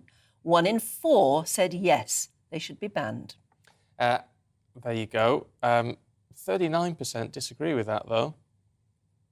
Ask who you believe represents the values of Britain. 50%, well, more than 54% actually, said William and Catherine. Harry and Meghan only got 7% in that. Meanwhile, only 16% completely disagree with Lady Susan Hussey resigning. 33% completely agree that she should have resigned. Well, let's talk to our Raw reporter, Cameron Walker, who's made his way from the GB News random Royal Reaction Room yesterday. Royal Reaction Room, yes. Lovely cinema it was. Brilliant. It looked very nice yes. Yesterday. And it's interesting because now, obviously, you were watching all of that as it dropped and getting the reaction yesterday. What's your sense now that you've had 24 hours for it to soak in a little bit?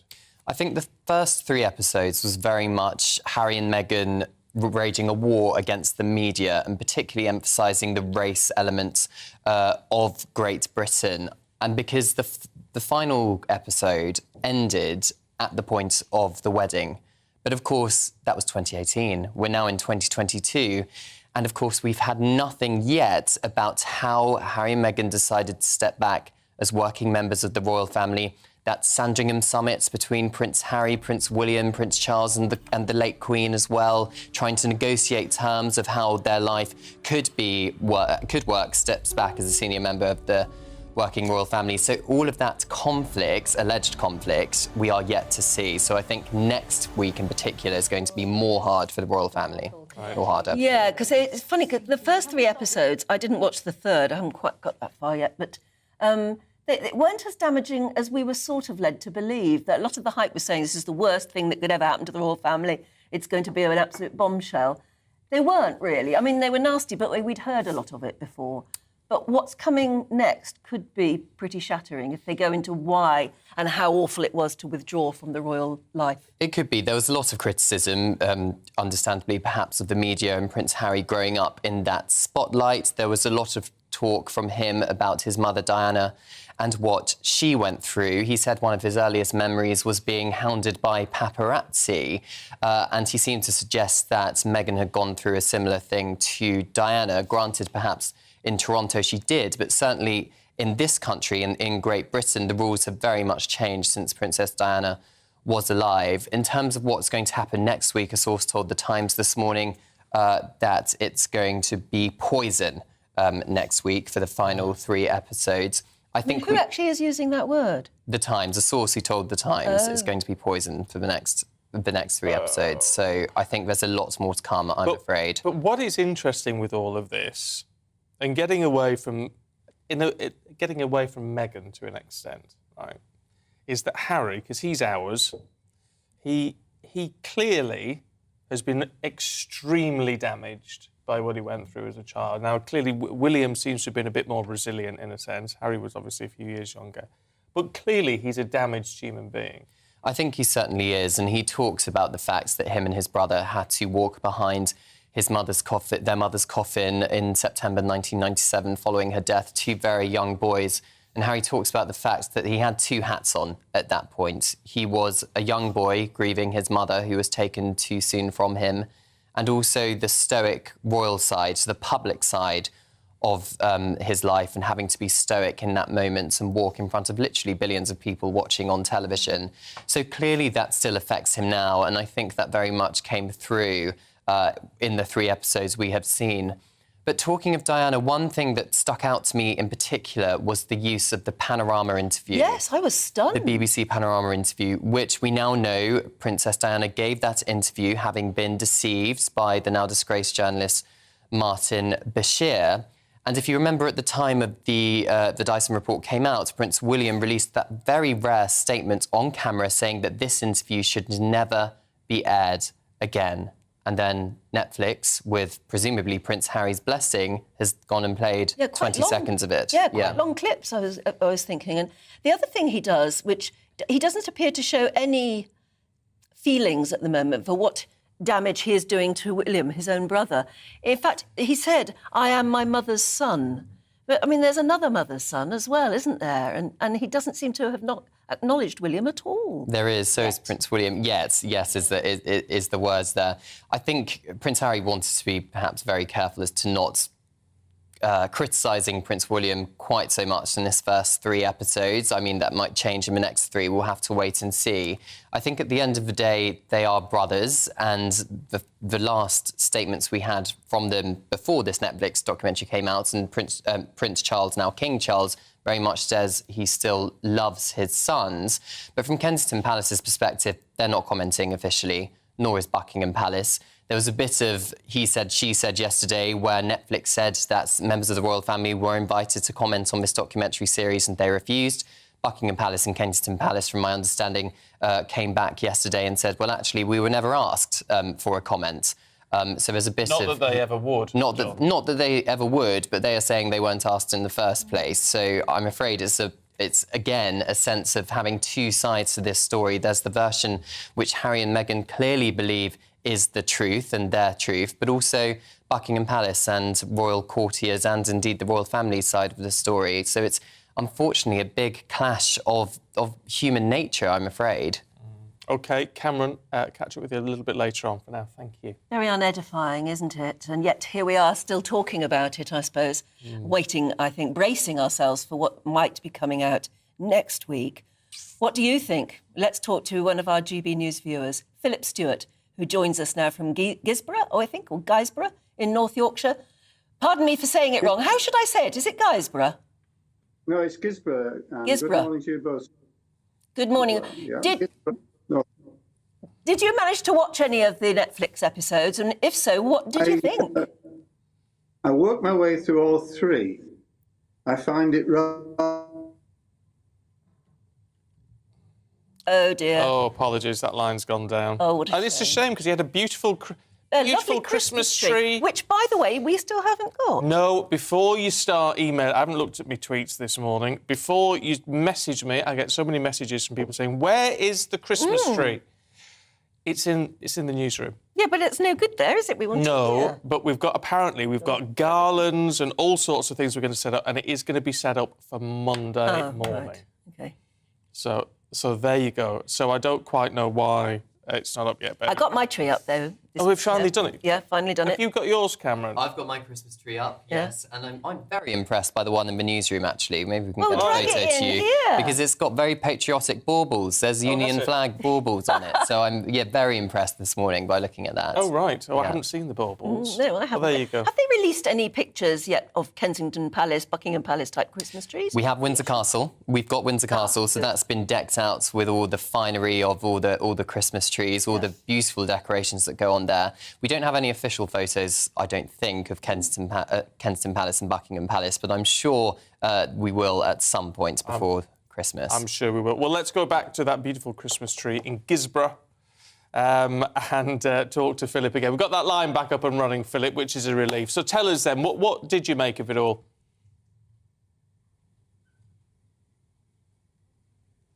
Love story that went wrong, and I think all the public, and I certainly do, you can feel for both William and Harry when the mother sadly died, and a lot of the public went with the sympathy went towards him and followed him through his life. I think he played that card a little bit too often. We all have to grow up at some particular time, and I don't think Harry has grown up. I'm sad to see that.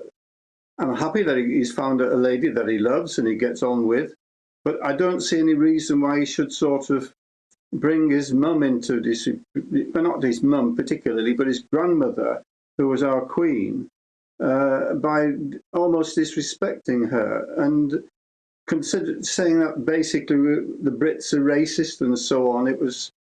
I don't know if he's being manipulated by Meghan. I'm not too sure particularly, but I find it very, very strange.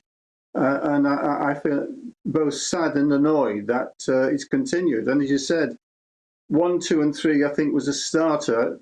What 4, 5 and 6 may be, I don't know. It certainly can't be any worse, but it might be more nasty, if you like. It's an awful word to use, but nasty towards his brother and father.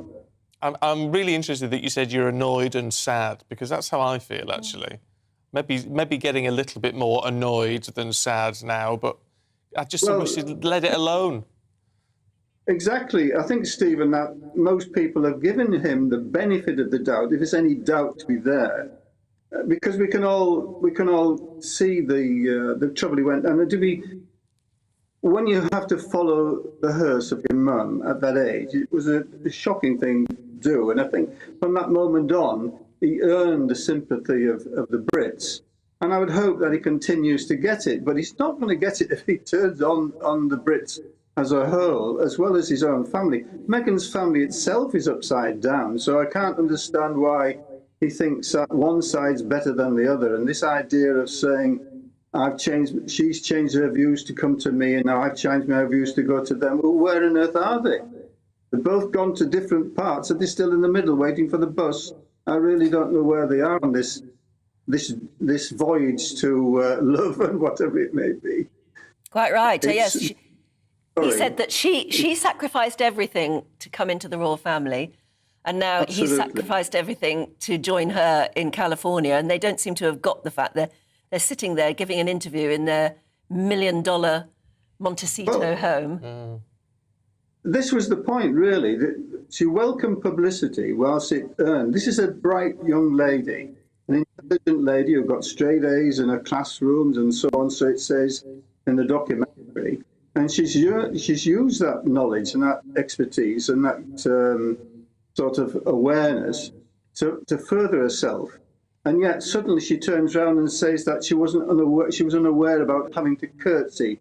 She was unaware about the royal protocols. And I find that rather strange. And I also find it rather strange that even if she hadn't read up on it, that Harry himself hadn't sort of said, well, this is what you're going to have to do when you meet my grandmother and so on. She was a UN advocate. And in that sense, she's been around the world. She probably knows more about the ways of doing things properly than the vast majority of the public. Yet she aired this feeling of, well, nobody told me. I've been walking through a door and surprised at every moment and not prepared, if you like, normally as an actress, I'm given the whole script before I go in, so I know what's going to be on the other side of the door. And in real life, you don't. You just have to wing it, if you like. And I think she should learn how to wing it.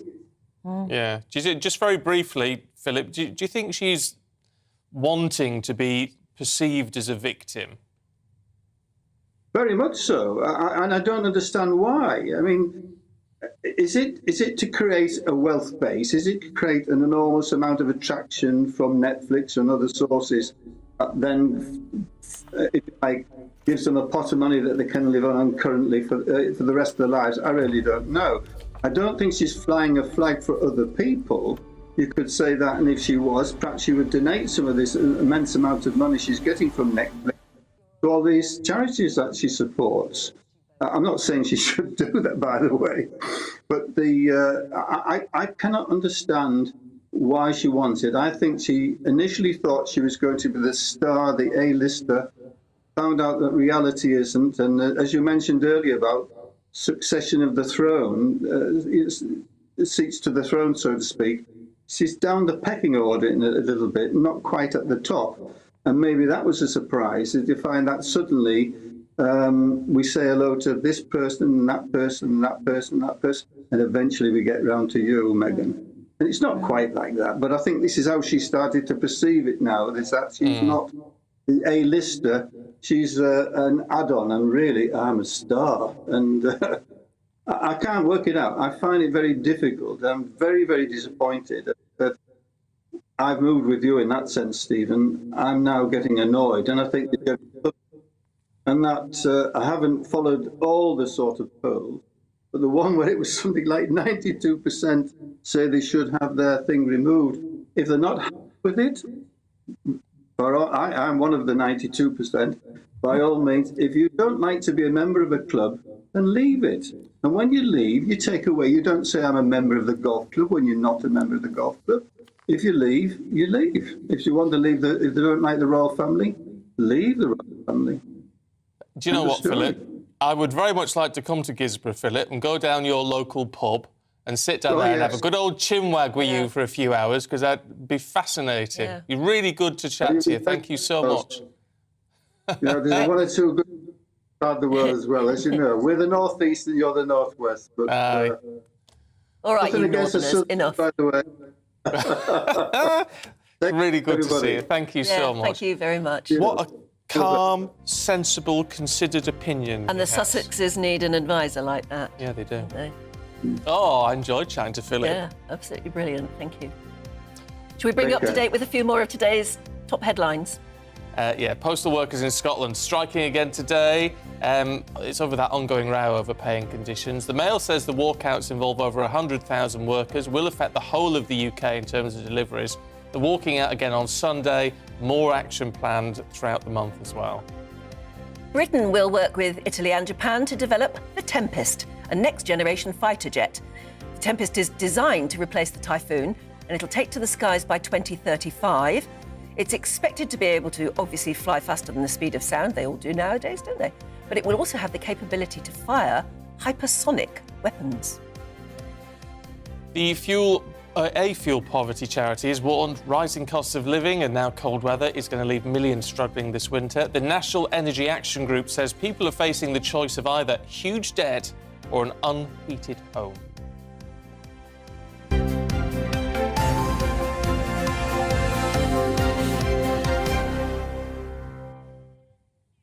Now, shall we stay on the subject of H and M, or as most of us know them, Harry and Meghan, but they call each other H and M. Yeah, well, it's fine, I guess. It's just a bit And sickly occasionally to she hear called it. him Has. Has. Well, that's how they sign the wedding invites. Love Has and Meg. Oh. Yeah, there you Well, go. no, look, that's what they want to call each other. It's fine. Yeah. Well, let's see what former Chief Secretary to the Treasury, Dave Mellor, has gone. Dave. I've never been Dave. Never been a Dave, no. Look, we shouldn't get too hung up on their pet names for each other and things, should we? No. Got to look at the bigger picture here with all of this. Right. So let's look at the bigger picture. So what do you make of it? Well, I think that it's deeply damaging to them, first of all. I've never known, in my many years of studying the papers, and indeed in some years of being the victim of the papers, I mean, every newspaper's against them. Even the woman in The Guardian said it made him want to vomit. So I don't think they've done themselves any good here. We don't know what the reaction will be overseas.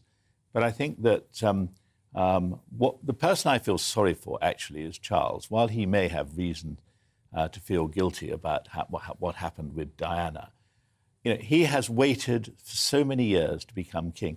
I know about his age because we were at the university at the same time. He's 4 months older than me, poor sod.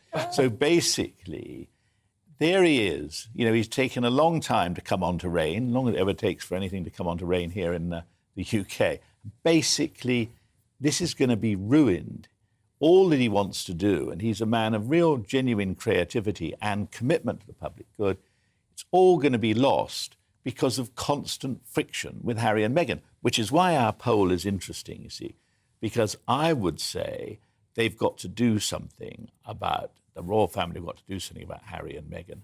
I couldn't understand that finding that only 24% of the respondents thought that they should be banned from the coronation, because what are we going to do? We're going to have them coming to the coronation. We're going to have yet another round of American interviews. And I just think at a certain point, enough already, Should the king strip their Sussex title off them?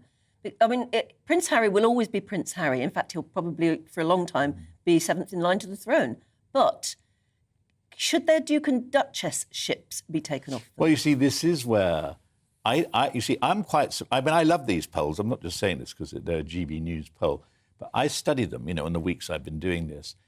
It's interesting that they have 54% think that that William and Kate are great adverts for the UK. Only 7% think that Harry and Meghan are. But they don't carry that through by saying banish them. And I therefore think Harry and Meghan have still got to be treated with caution. But I think the real worry is, what is Charles going to do when he's got so many big ideas, good ideas, I believe, but when those good ideas are being put forward, all Meghan's got to do is say something and she's the front page. I mean, they've got to bring an end to this, but how? But That's the interesting in a sense, and it's really struck me in all of this, the sort of, keep calm and carry on approach that the royals have. That's got to be exactly right with this. I mean, you just don't entertain. The minute they dip their toe in the water, the royals, with this, there's going to be all hell let loose. I don't like to think you're right. It always worries me when I think you're right. I think, what's he got that I haven't? But the reality is, studying that poll, and I mean, I thought, my gosh, my views, which is, get rid of them, are probably too crude for the situation in which we find ourselves. But also, you've got to remember, and I think the whole thing puts Charles in an awful position. He loves his son. Clearly, he loves his son, and he'd probably like to see his grandchildren a bit more often. And yet, he's got to take some sort of disciplinary action, hasn't he? He does. See, I mean, there's no doubt Harry is damaged. I mean, a relative of one of Harry's previous girlfriends just said to me she couldn't stand how needy he was. Oh, really? Now, I can't source that, but please believe it's an impeccable source. But let me just say, too, the problem with this, you've got Kate, who I feel we're never as good about as we ought to be. William was somebody who, when young, wasn't sure he wanted this life of service, didn't want to do that. She has been by his side and has given him the strength to actually do what he's done. What has Meghan done for Harry? Has she done anything to say, now, come on, it was terrible what happened to your mother, but we've got a big life going ahead? She's using Harry to exploit her own or build her own fame. Unless Catherine is supporting the crown through William, whereas Meghan is supporting the human being that is Harry. Well, I think what Meghan is supporting is the human being that is Meghan. Can I ask one other... fair. I know you're doing your best. It's a valiant struggle. It keeps coming up and reflects on maybe Harry's damage, or so-called damage. Was it a huge mistake to make those two boys walk behind their mother's coffin? Probably. Because, once again, trouble with being old, you remember all these things. I was doing broadcasting from outside Buckingham Palace on that day with an American television network, and we were shocked to see that. I just think it created a memory that will never, ever be eradicated, and they shouldn't have done that. Gosh, Yeah. I remember being incredibly impressed at the time, thinking, how this is... How stoic. What amazing stuff they're made of, you know, but maybe it really was a huge mistake. But that having been said, you know, Harry sort of travels around by private jet, despite everything he says. He lives in a $15 million house, which he has bought on the proceeds of selling his family down the river.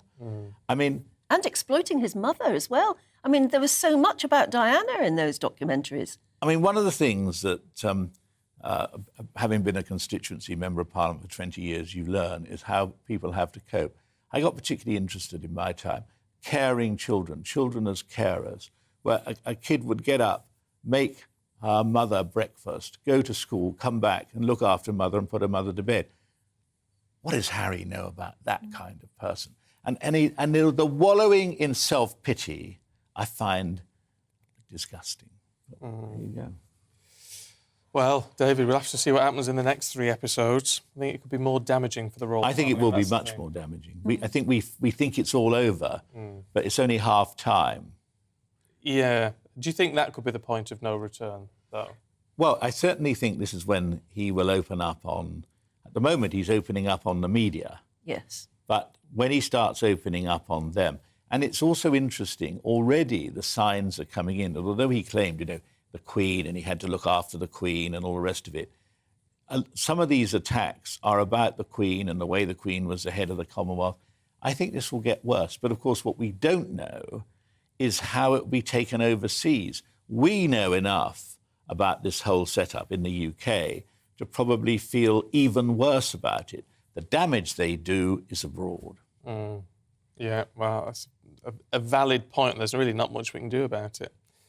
David, as always, good to see you. Thank you very much indeed. Well, as ever, let us know what you think. GBViews at gbnews.uk. Coming up, Mark White's report into the criminal gang who've been jailed after being caught with firearms on the streets of Birmingham.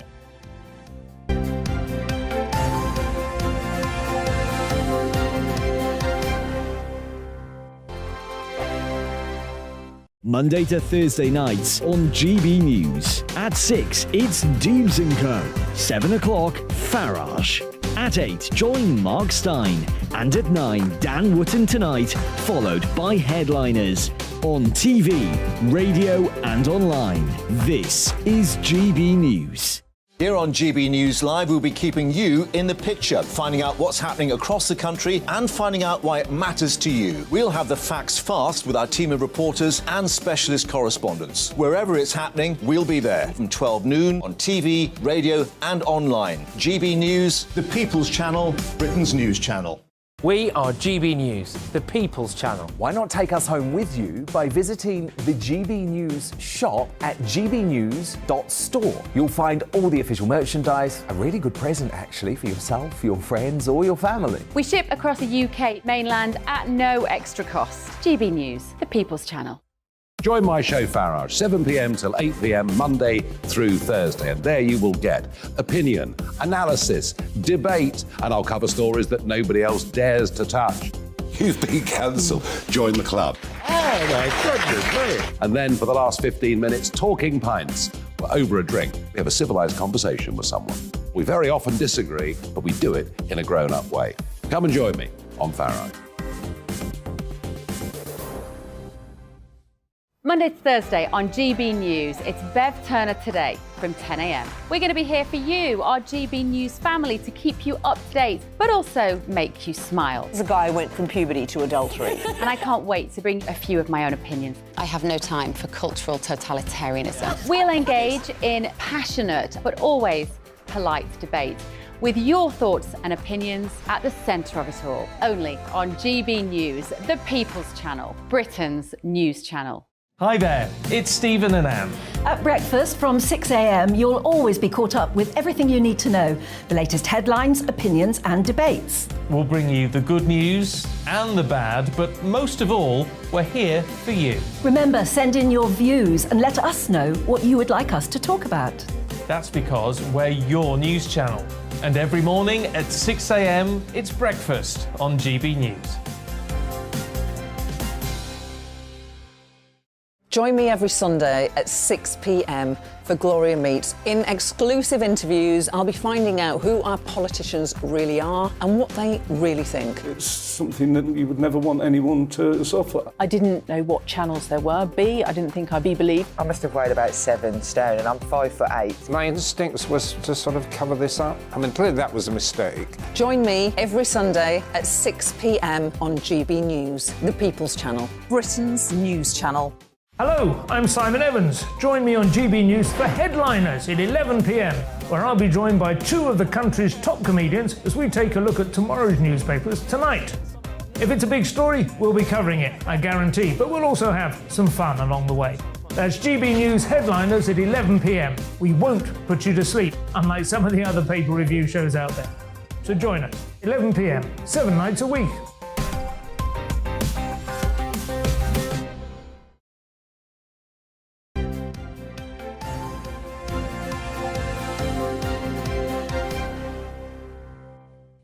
.31 morning to you, watching and listening to Breakfast with Stephen and Anne. Now, this is an amazing report. You won't believe what you're actually going to see.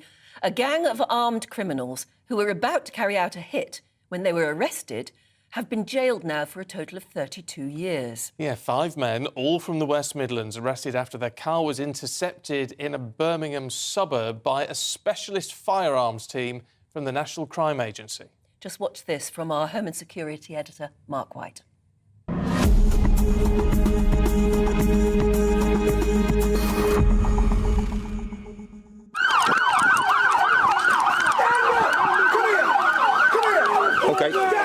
In the Birmingham suburb of Kings Norton, armed officers intercept this BMW. Stay there! On your belly! On your belly! On your front! The 5 occupants dragged from the vehicle. Put your hands behind your back! Put your hands behind your back! The operation is sudden and shocking. Put your head on there. Put your head on there. Put your legs wider. But these men are dangerous armed criminals who it's believed were on their way to carry out a hit. Those concerns borne out by a search of the car. You shouldn't have. No, mate. Anything that'll harm us. Inside, a handgun, complete with ammunition. Also found were knives and a sledgehammer in the front passenger footwell. The gang, all from the West Midlands, have now been jailed at Birmingham Crown Court. Their conviction, the result of intelligence received by the National Crime Agency and an operation led by Commander Michael Pope.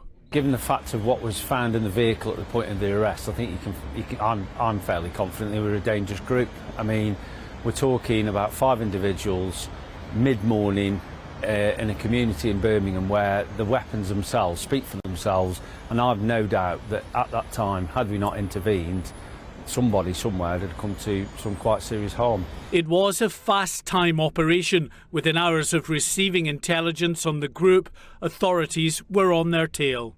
Here, the gang are picking up 2 of their number. As their BMW heads off, not far behind are the specialist armed officers from the National Crime Agency. Further down the road, they move in. Oh, police! Stay where you are! Stay on the ground!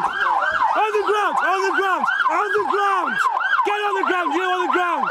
On the ground! Authorities are convinced that had this armed gang not been stopped, then 1 or more people would have been seriously harmed. It was good intelligence that led to the disruption of these armed criminals, but for every firearm taken off the streets, there are many more still in circulation. Get on the floor now! Get on the floor! On the floor! This operation in broad daylight happened just yards from where a group of school children were playing. It is a chilling illustration of the way in which these armed gangs operate, with little regard for innocent members of the public. Mark White, GB News, Birmingham. That's pretty shocking, isn't it? Absolutely shocking. It just goes to show the work that these armed response units do. Yes. Heck. Gosh, you wouldn't want to face them, would you? You wouldn't. On a bad night. No. Actually, talking of other people in jobs and how much people earn, because we were talking about that about an hour ago, Sheila and Brian have emailed in and said, our grandson studied for 6 years to become a doctor. He is now qualified, works in Stoke Mandeville Hospital, earns £12 an hour and works 13-hour day and night shifts. He is struggling to pay his way with bills and cannot afford to run his central heating. He's also nearly £100,000 in debt for his student loans. There is no justice. He could earn more working in a supermarket. Yeah, it's frightening, isn't it? Need a bit of context with that in a way, but it's not a great situation. On the other hand, Steve in Yorkshire says, if someone wants to earn more money, then skill up. I did this years ago by going to night school, but now you can get all sorts of knowledge and training on the internet, even via YouTube. There is zero need, unless you have a particular disability, to remain unskilled and low paid in the UK today. Well, those can't be true, can they? No, let us know what you think. GBviews at gbnews.uk. We've got the papers coming up in a few minutes.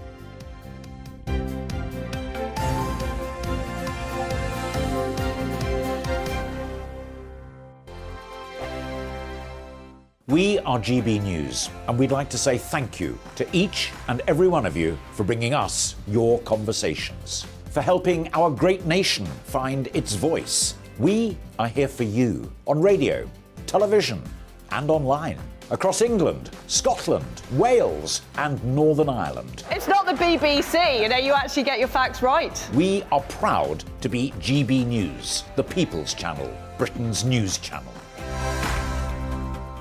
Monday to Thursday, 9 p.m. till 11 p.m. Join me, Dan Wootton. I'll bring you the sharpest takes and hottest debates. Do you not believe in prison? I don't believe in prisons. I'm completely stunned. I guarantee you there'll be no spin, no bias, no censorship. I actually was personally quite offended by it. And no reason to go to bed. So I guess they've always been quite woke. That's Dan Wootton tonight on TV, radio and online. Monday to Thursday from 9 p.m. till 11 p.m. on GB News. The People's Channel, Britain's news channel. My name's Tom Harwood and join me 9:30 a.m. every weekday for The Briefing, your one-stop shop for everything you need to know about what's going on in politics today. I wonder if this is a deal that might need to be like the biscuits in this factory, twice baked. Is there not an opportunity here to win out against the extremes? Tom Harwood, GB News. What are you going to do about it? Things should have been done differently, and they certainly are being done differently. Don't miss it. The Briefing with me, Tom Harwood, 9:30 Monday to Friday on GB News. Every morning from 6 o'clock, we'll wake you up with GB News Breakfast with all the stories you didn't know from the night before. So whether it's serious news, entertainment, or your own views from all over our great nation, we're here to kick off your day with a smile. The national media should be reflecting and reporting what's happening here. You will notice the northwestern accents. Whether you're with us on TV, radio, or online, every morning it's breakfast from 6 a.m. Hope you can join us. We are GB News, right across the nation. You can get us on television, on radio, on digital. We're absolutely everywhere. Amazing! You see, amazing! You remind me of me in the European Parliament. But here's the most important bit. We are not part of the mainstream establishment. We think and speak just like you do. We are the People's Channel. Magnificent. That's really, really thoughtful. Come and join us on GB News, the People's News Channel. Join me, Nana Akue, Saturday and Sunday afternoons on GB News. Expect fiery debate and passionate discussion as me and my panel tackle some of the biggest topics hitting the headlines. It's a place for everyone's opinion. No one gets cancelled, but no one gets an easy ride. Oh, she's on it today! Be ready for conversations that are fierce, frank, and of course, fun. Every Saturday and Sunday afternoon from 4 p.m. on GB News, the People's Channel. We are GB News, the People's Channel. And right across the United Kingdom. You can find us on Sky Channel 512, Virgin Media Channel 604, Freesat Channel 216, Freeview Channel 236, and YouView Channel 236. You can also take us with you on DAB Plus Radio, with the GB News app and at the website gbnews.uk. We're absolutely everywhere. Come join us on GB News, the People's Channel, Britain's news channel.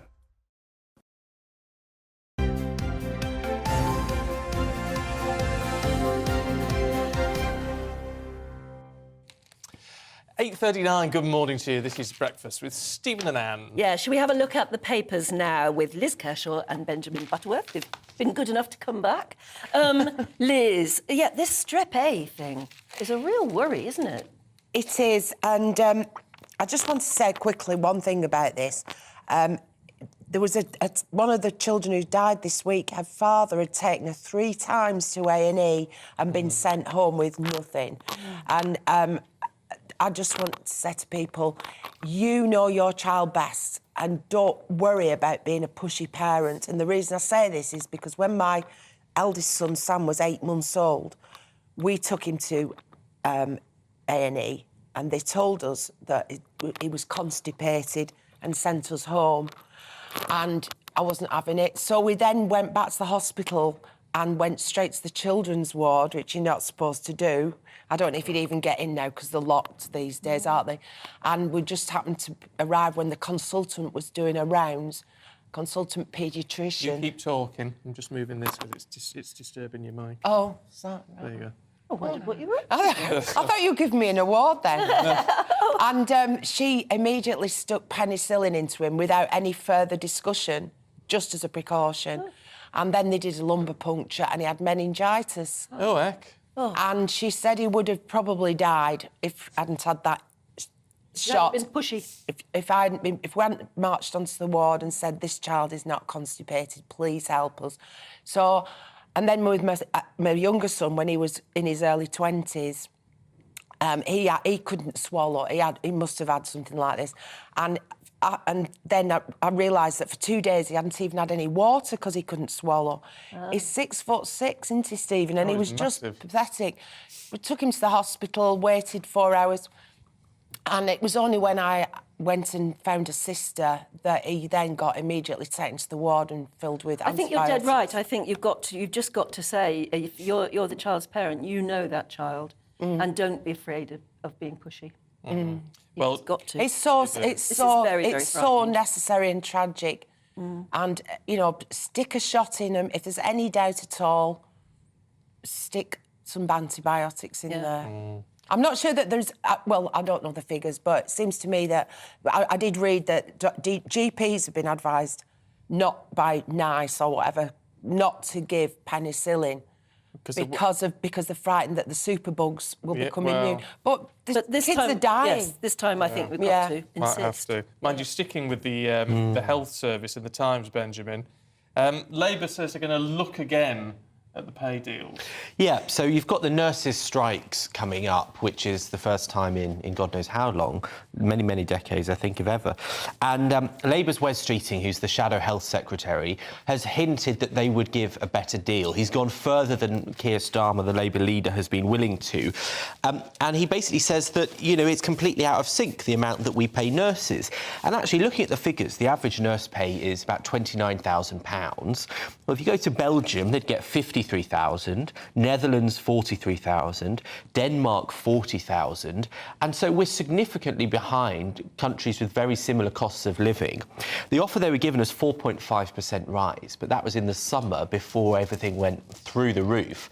And so I think there's a lot to be said for the idea that, I remember earlier this year when the rail strike started. And lots of people that were angry about that said, if anyone should be on strike, it's the nurses. They get a really rubbish deal. And then, bizarrely, lots of those people seem to say, well, how dare the nurses go on strike? This country has fundamental, massive problems at the moment, but I just don't accept that they're caused by nurses or firefighters or ticket collectors on trains wanting to be paid enough to feed themselves. I really don't think that's where our problem starts. Well, yeah, look... Can I just say, to put it into perspective, I was looking around Europe, which is always a good idea, see what's going on. They've had strikes in Switzerland, Austria, they've got strikes in Portugal. In France, they've had a nurses' strike last month, they had a GP strike last week. The lab technicians in France have been on strike, so you can't get your blood test results. French airlines and airports are going on strike. It's not... we have got real problems here, but before we beat ourselves up as a country, this is a Europe-wide problem. at the moment. Well, talking of heroes and all the rest of it, Yes. countries, tell us about the last dam buster. Well, it's Johnny Johnson, and the Dam Busters was a really daring raid during the Second World War. And I've lost my page, but I know the story anyway. And it involved absolutely specific targeting to bring down a dam, to take out some German manufacturing. The bouncing bomb was specially developed, and Johnny Johnson's job was to lie on his belly at the front of the bomber and decide the precise moment, the optimum moment to drop the bomb so it would bounce and destroy the dam. And that's what he did. And he's the last survivor of that campaign. And he's just died. died? He's just died, How so old it's was he? 101. Gosh. And he went on to be a wing commander, and then he went on to be a teacher. And he was married to the same woman that he married in 1943 for all these years and retired to Torquay. But a real hero, because that was a real turning point in the war. And he was about 23 at the time. Can you imagine the courage? 50% of the people in Bomber Command never came back from missions. That was the risk that they took. It was a remarkable mission and one that this almost didn't expect to succeed. And all he got was So an difficult. MBE, and he was so grateful for it. Oh. Well, yeah. But he was a hero, though. Yeah, He was a proper hero. Yeah. Now, Benjamin, Ding Dong Merrily on Dry, says the Daily Star. Yes, exactly. So apparently, first of all, Christmas for me is a great excuse to have a drink. I don't know about your house. Surprise. Yeah, yeah, exactly. Yeah, we've met before. I love a drink at Christmas, but apparently 40% of people are going to have a dry Christmas or a less drunk Christmas. The word they're using is sober curious. So you know the term bi-curious? You might have heard of it, so someone who might be bisexual. Sober curious, people that are tempted to go sober for these big events. They're changing... Why would you want to do it over Christmas if you don't have to? Well, exactly. I mean, honestly, some of my relatives, you know, you need a gin and tonic to get through it. Yeah, but the trouble is, too much alcohol also fuels family arguments, doesn't it? Yes, yeah, a wise woman speaks. I think maybe they have a point. But apparently, and this shocked me, well, it didn't shock me, 26% of Gen Z, so I think that's people under 25, roughly, 26% are completely teetotal. They don't drink at all. Well, actually, maybe, Anne, this is the point you picked up on. 9 in 10 people say they think the idea of waking up feeling fresh on Christmas Day is amazing. They wish they could do it. I think many of them won't. There's a lot to be said, because I don't drink anymore, there's a lot to be said for not having a hangover. Yeah. I will say that. I wouldn't recommend that people give up the booze if you don't, don't feel obliged. What will you drink with your Christmas lunch? Well, now they do alcohol-free wines and all this sort of stuff. They're really good. They are good. There's one from, can I mention? From Sainsbury's. And they do white, rosé and red. And they also do sparkling versions. Oh, yeah, the sparkling. And it's not sweet, it's really sharp and fruity, and it actually feels like having wine. My problem is that, you know, you get these alcohol-free gins and things, and they charge the same price as if you were buying it with alcohol. And I think it must cost a lot less. That's kind of taking the mickey. Yeah, they are, because this stuff in Sainsbury's is £4 a bottle, as opposed to, say, 8, because there's no alcohol. Well, my wine is on it. £4 a bottle normally, but... Maybe that's why you feel so rough. Well, a lot of the nicer ones, they brew them as normal and then they de-alcoholise them.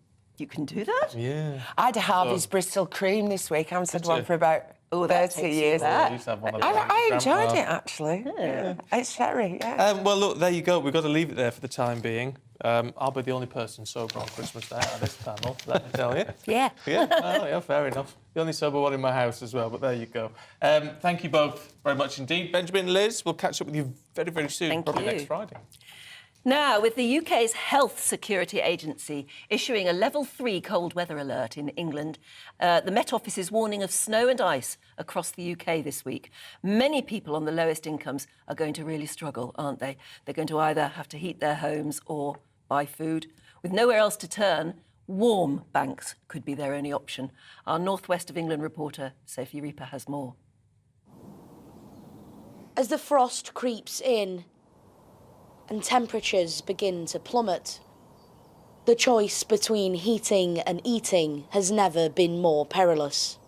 'Tis hard deciding, do I turn my heating on or do I buy food?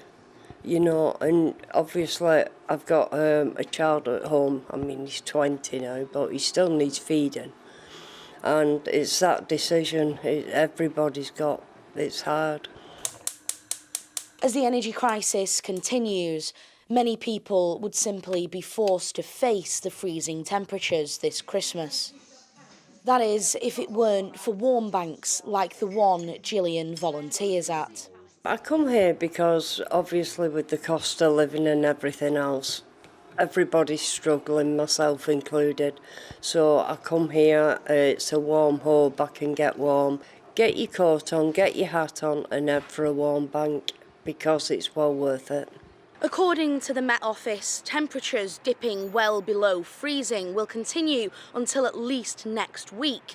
If that is indeed the case, then warm banks like this one in Bolton are going to be absolutely vital for so many people. Could I have a brew, please? Yeah, what you having? We recognise a lot of families are struggling with the cost of living crisis. They're struggling to feed their families, to heat their homes, and we're really passionate about creating warm, safe spaces. And it's just really opening our doors and saying, without judgment, come and get warm. There's a safe space for you to come and meet other people, read a book, have a game of pool, get something to eat, and hopefully reduce the pressure on putting the heating on it at your house. There are now over 2,500 warm banks up and down the UK, and their doors are always open to everyone. There is no judgment. Everybody is struggling with the cost of living at the moment. And if you are struggling, go and seek help. Go somewhere. You will be welcomed wherever you go, I'm sure of it. With this cold snap set to continue, warm banks can act as a place of refuge for anyone who may be struggling. In these difficult times, they offer people hope, a light in the darkness. Sophie Reaper, GB News. And Sophie's in Bolton for us this morning. Sophie, what's happening weather-wise there today? I mean, it looks blooming freezing behind you. Well, a very good morning to you both. Yeah, it's around -3, -4 degrees here right now. I'm wearing plenty of layers, but I don't mind telling you, I'm very jealous of you both in that warm studio right now. The Met Office has issued yellow weather warnings for ice in the northwest and in several other regions around the UK. So if people are out and about today, just be a little bit careful. That weather warning is in place till tomorrow afternoon, but if this cold snap does continue, it's likely that will be extended. Now, the Met Office has also reported that overnight temperatures dipped to around -9 degrees in some places in the UK. Now, if you're unable to afford to turn your central heating on when it's getting to -9 degrees, that is a real problem. And I think when visiting the warm bank here in Bolton yesterday, the message was that don't be struggling if you don't need to. If you can't afford to put your heating on, head to your local warm bank, get warm. You don't need to feel ashamed. It doesn't matter what your circumstances are. And if you do want to find your local warm bank, please go to warmwelcome.uk. There's around 2,500 of them nationwide. So head down to one. Like we just heard, you can go just, socialise, or you can have a cup of tea and a bit of warm food. Just go down and feel warm. There's no need to suffer. Yeah, look, great words of advice. Sophie Reaper, thank you very much indeed. It is blooming cold. I was so cold in bed last night, I had to get up in the middle of the night and get a hot water bottle. Oh. But it's stuff like that you think, well, it made all the difference. Yeah. I know the room was freezing. Wear a but woolly hat like Sophie's as well. Honestly, it's very good. Bed socks. Deb makes a very good point, though. She says warm banks are great unless you're housebound with disabilities. Yeah. Got to get in touch with the right people, I think. Yeah, there's got to be ways to get some assistance there. Surely. You'd only hope so, wouldn't you?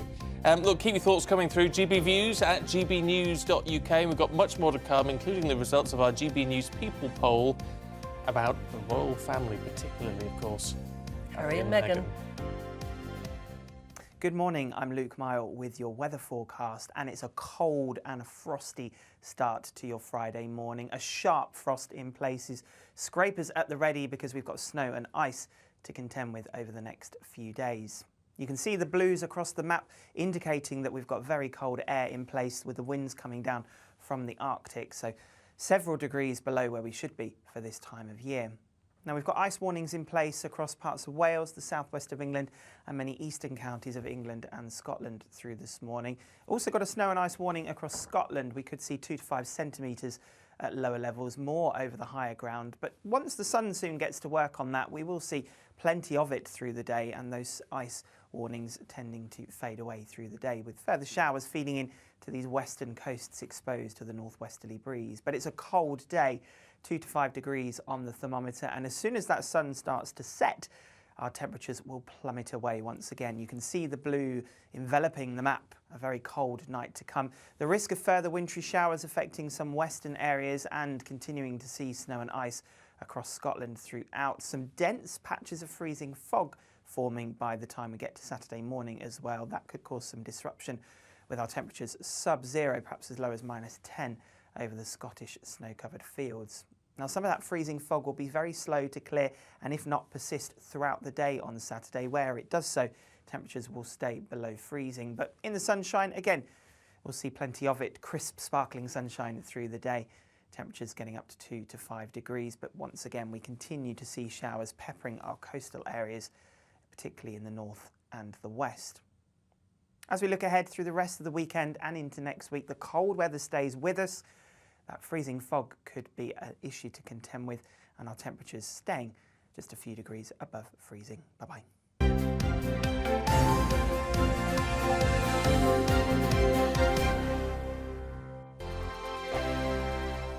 Hello there, it's Eamon Holmes here from Breakfast on GB News. We're not just on your television and your screens, you know. We're on DAB plus digital radio, so you can listen to your favourite shows on the move. If you've not yet listened to GB News Radio, it's very simple. We're on your radio player and TuneIn apps, on your smart speaker, phone or tablet, or online at gbnews.uk. Take us with you wherever you go. GB News Radio. You never have to miss a moment of the People's Channel. Monday to Thursday nights on GB News. At 6, it's Dubes & Co. 7 o'clock, Farage. At 8, join Mark Stein. And at 9, Dan Wootton Tonight, followed by Headliners. On TV, radio and online. This is GB News. Join me, Lawrence Fox, on GB News. Frank, fun, fearless and sometimes serious. Much as I love a Friday night punch-up, what I really want is a battle of ideas. I want to look at things differently. I want to hear different voices and engage with your unique experiences. Every Friday at 7 p.m. on GB News. Hello, I'm Esther McVeigh. And I'm Philip Davis. Whether you're watching or listening on TV, online or on radio, we handpick the latest stories, debates and expert opinions for your weekend. So whether that's politics, news or showbiz, we've got it covered. Join us every Saturday morning at 10 o'clock on GB News. Hello, I'm Michelle Dubry, and you can join me every weekday 6 till 7 on Dubes & Kerr. Me and my panel will get stuck right into the day's events, and I can tell you, in fact, I can warn you, expect some robust debates, some strong opinions and perspectives from both sides of the fence. It's about you at home as well. I love to read out all of your comments, or at least as many as I can. So join me, Michelle Dubry, Monday to Friday, 6 till 7 on Dubes & Kerr. I'm Mark Dolan. Join me at 11 on GB News for Headliners, in which I'll be joined by 2 of the UK's top comedians discussing tomorrow's papers. If it's an important story, we'll cover it, but we'll have some fun along the way. Headliners, the late night paper review that won't send you to sleep like the others will. 7 nights a week at 11 p.m. on GB News.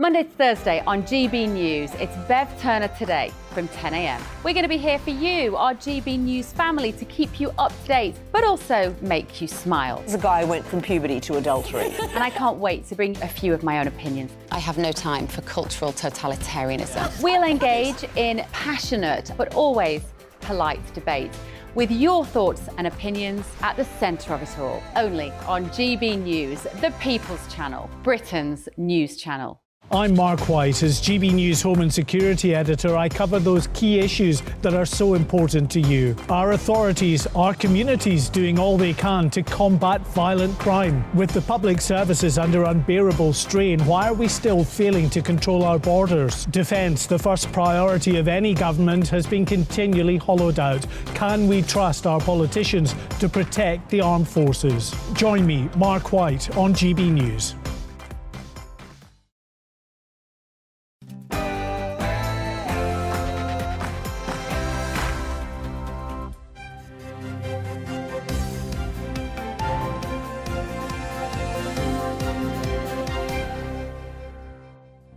It's the Prince and Princess of Wales versus the Sussexes. We reveal which royal couple you prefer in the GB News People's Poll. Good morning to you. It's 9 o'clock. It's Friday, the 9th of December. This is Breakfast on GB News with Stephen and Anne. These are your top stories. Well, it's the morning after Meghan and Harry's global Netflix release. From criticising royal tradition to declaring war on the press, we'll ask, have they gone too far, as we reveal the results of our GB News People's Poll. Pressure builds on the Royal Mail to deliver cards and parcels in time for Christmas. As strike season continues, we'll meet the small businesses affected and join workers on the picket line. And there's yellow weather warnings in part of Scotland. As snow and ice are predicted today, temperatures are dropping. We'll discover why people then are turning to warm rooms in order to avoid their own energy bills. Anticipation continuing to build for today's World Cup quarter-final matches in Qatar. Brazil playing Croatia, followed by the Netherlands against Argentina. We'll have all the details coming up live from Doha, plus continuing build-up to England against France. Le Crunch tomorrow night. And we're going to introduce you to the team's barber. He's responsible for creating those iconic hairstyles. We'd love to hear from you this morning. Loads of you getting in touch about Harry and Meghan, about strikes, about levels of pay, all sorts of stuff. If you want to join in the conversation, you know how to do it. Drop us an email, gbviews@gbnews.uk.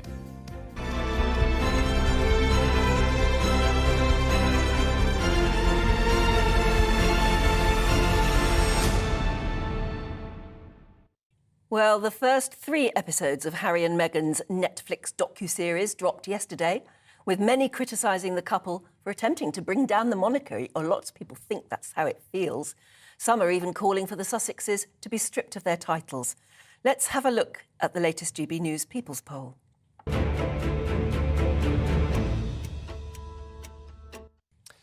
Well, we started by asking if you thought Harry and Meghan should be banned from the King's coronation. Now, it's an interesting one. 1 in 4 of you said yes, they should, but somewhat disagreeing and completely disagreeing, totting up to 39%.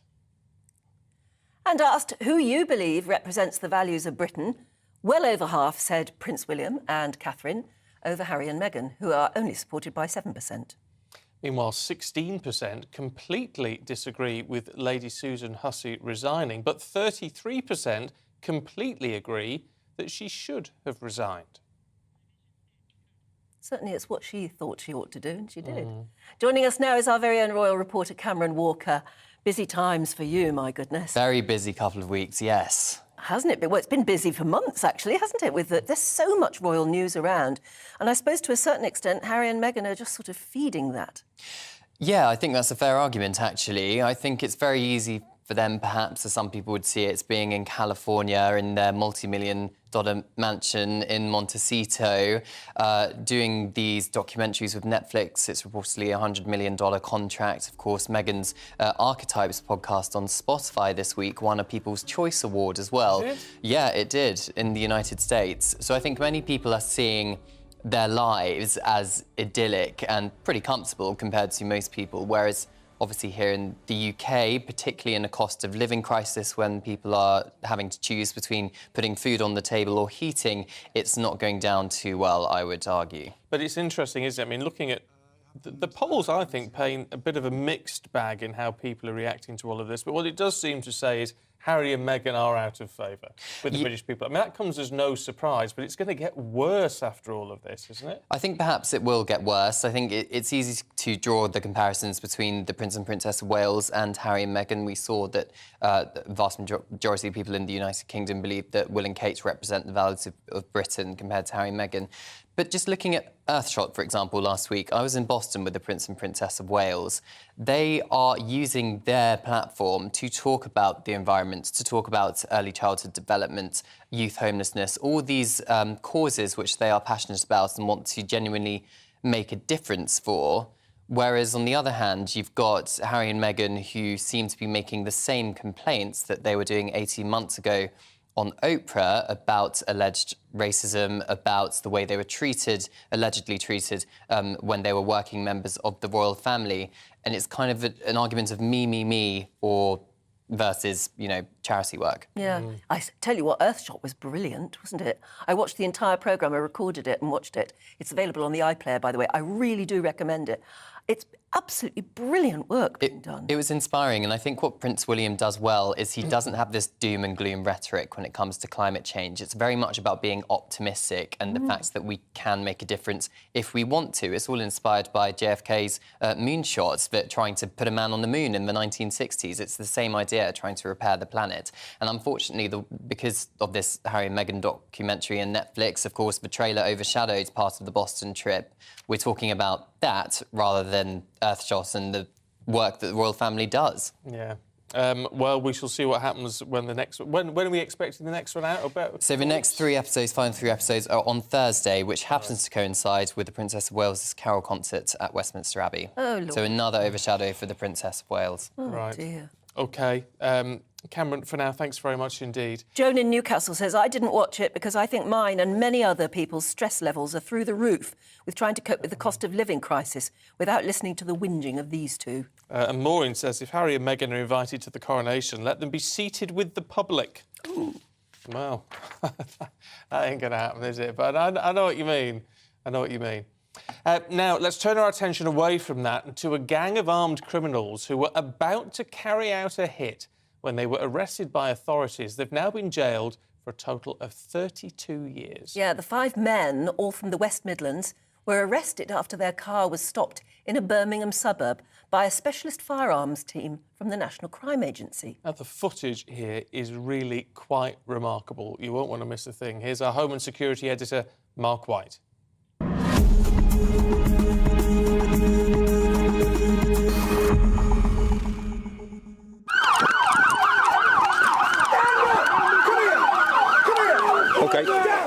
In the Birmingham suburb of Kings Norton, armed officers intercept this BMW. Stay there! On your belly! On your belly! On your front! The 5 occupants dragged from the vehicle. Put your hands behind your back! Put your hands behind your back! The operation is sudden and shocking. Put your head on there. Put your head on there. Put your legs wider. But these men are dangerous armed criminals who it's believed were on their way to carry out a hit. Those concerns borne out by a search of the car. You shouldn't have. No, mate. Any yellow hammers? Inside, a handgun, complete with ammunition.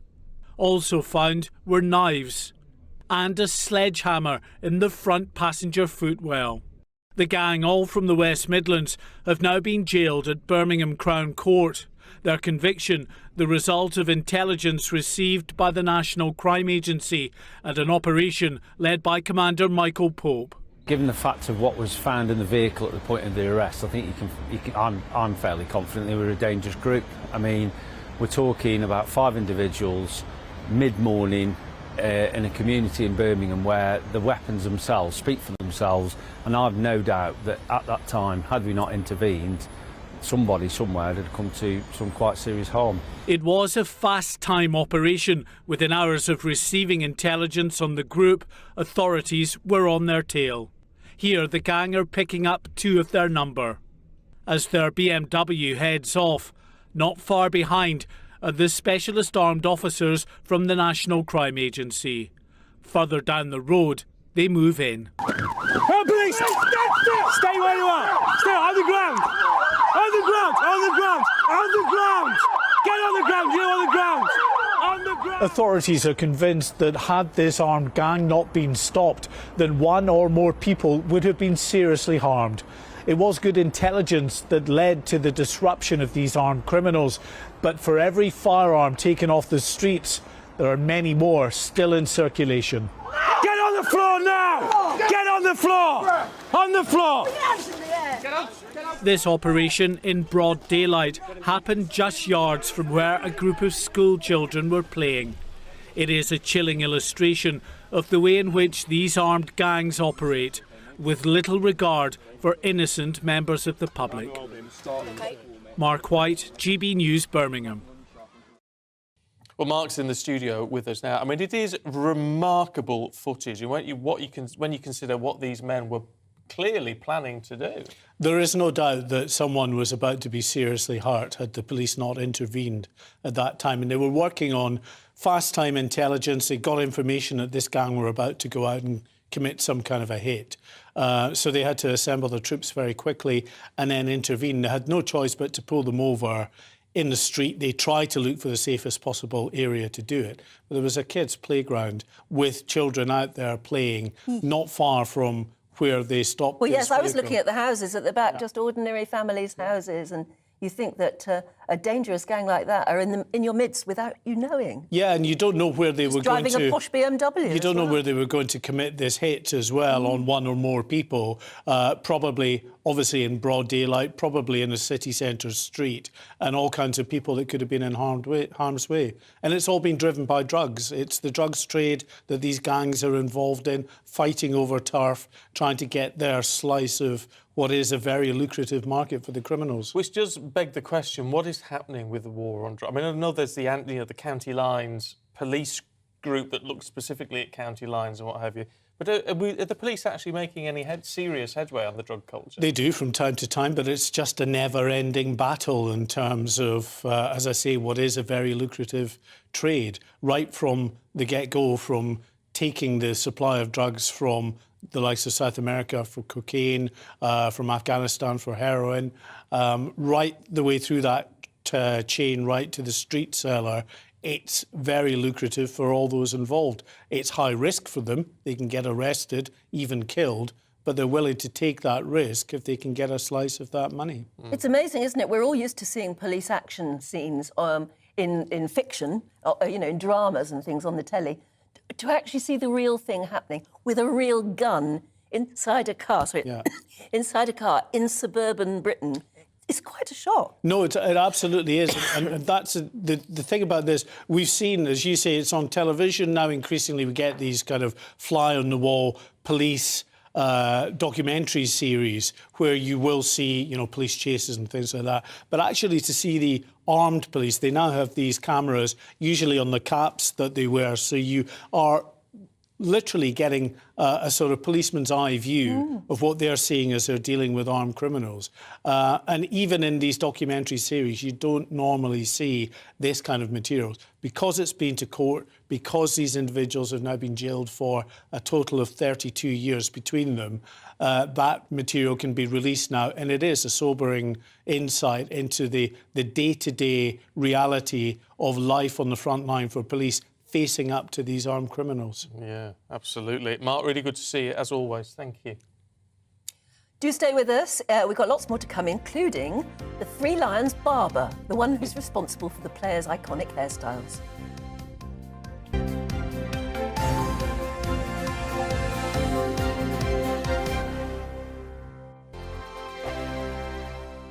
Monday to Thursday nights on GB News. At 6, it's Dubes & Co.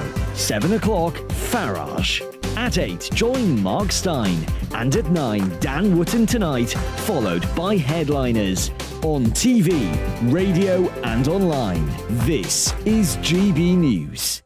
Here on GB News Live, we'll be keeping you in the picture, finding out what's happening across the country and finding out why it matters to you. We'll have the facts fast with our team of reporters and specialist correspondents. Wherever it's happening, we'll be there from 12 noon on TV, radio and online. GB News, the People's Channel, Britain's news channel.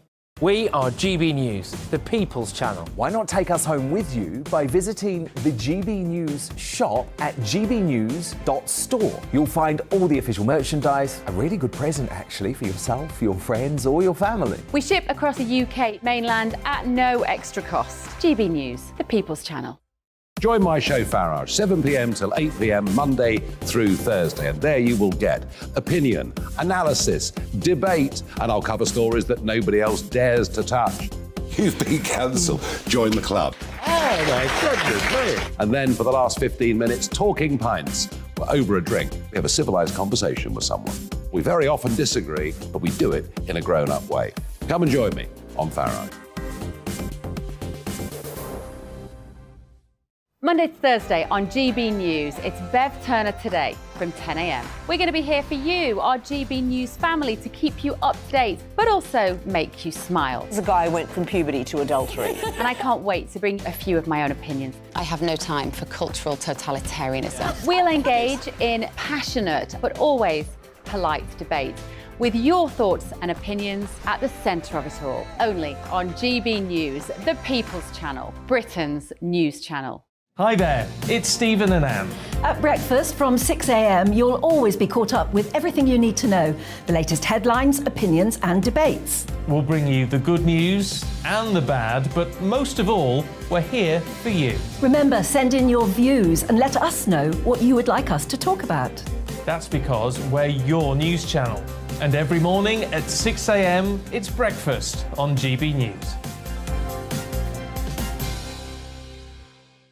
Join me every Sunday at 6 p.m. for Gloria Meets. In exclusive interviews, I'll be finding out who our politicians really are and what they really think. It's something that you would never want anyone to suffer. I didn't know what channels there were. I didn't think I'd be believed. I must have weighed about 7 stone and I'm 5'8". My instincts was to sort of cover this up. I mean, clearly that was a mistake. Join me every Sunday at 6 p.m. on GB News, the People's Channel, Britain's news channel. Hello, I'm Simon Evans. Join me on GB News for Headliners at 11 p.m, where I'll be joined by 2 of the country's top comedians as we take a look at tomorrow's newspapers tonight.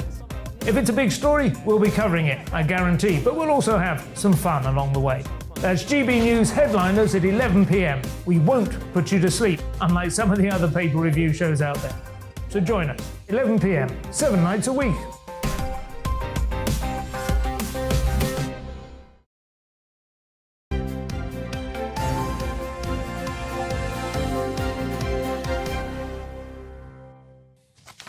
(9:17). Now, before we talk about the World Cup, which we're going to, and hairstyles in a minute, I just on Harry and Meghan, because, you know, we accept and we love all views, right? I know there's a lot of criticism and a lot of people emailing in criticising Harry and Meghan.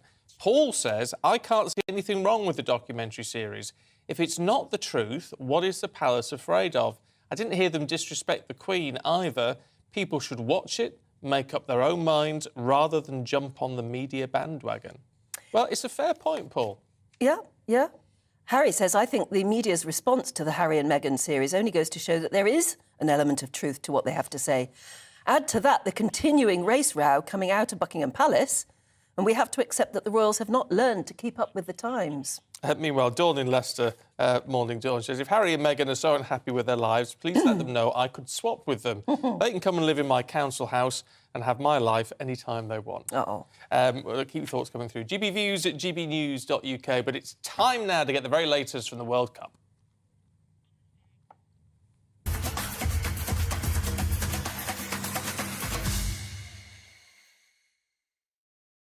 Oh, it's doing again. What's happened? Your voice is going. I'll do it. It's World Cup quarter-finals day. Croatia preparing to take on Brazil this afternoon. Netherlands competing against Argentina.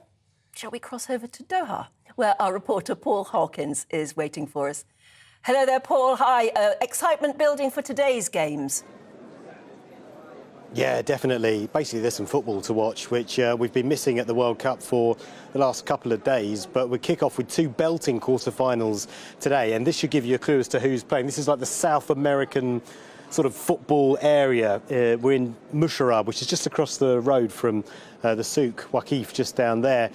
Brazil and Argentina playing today. The first one is Brazil against Croatia, which should be an absolute cracker. Brazil, of course, one of the favourites to win the competition. Former 5 times champion. Don't write off Croatia, though.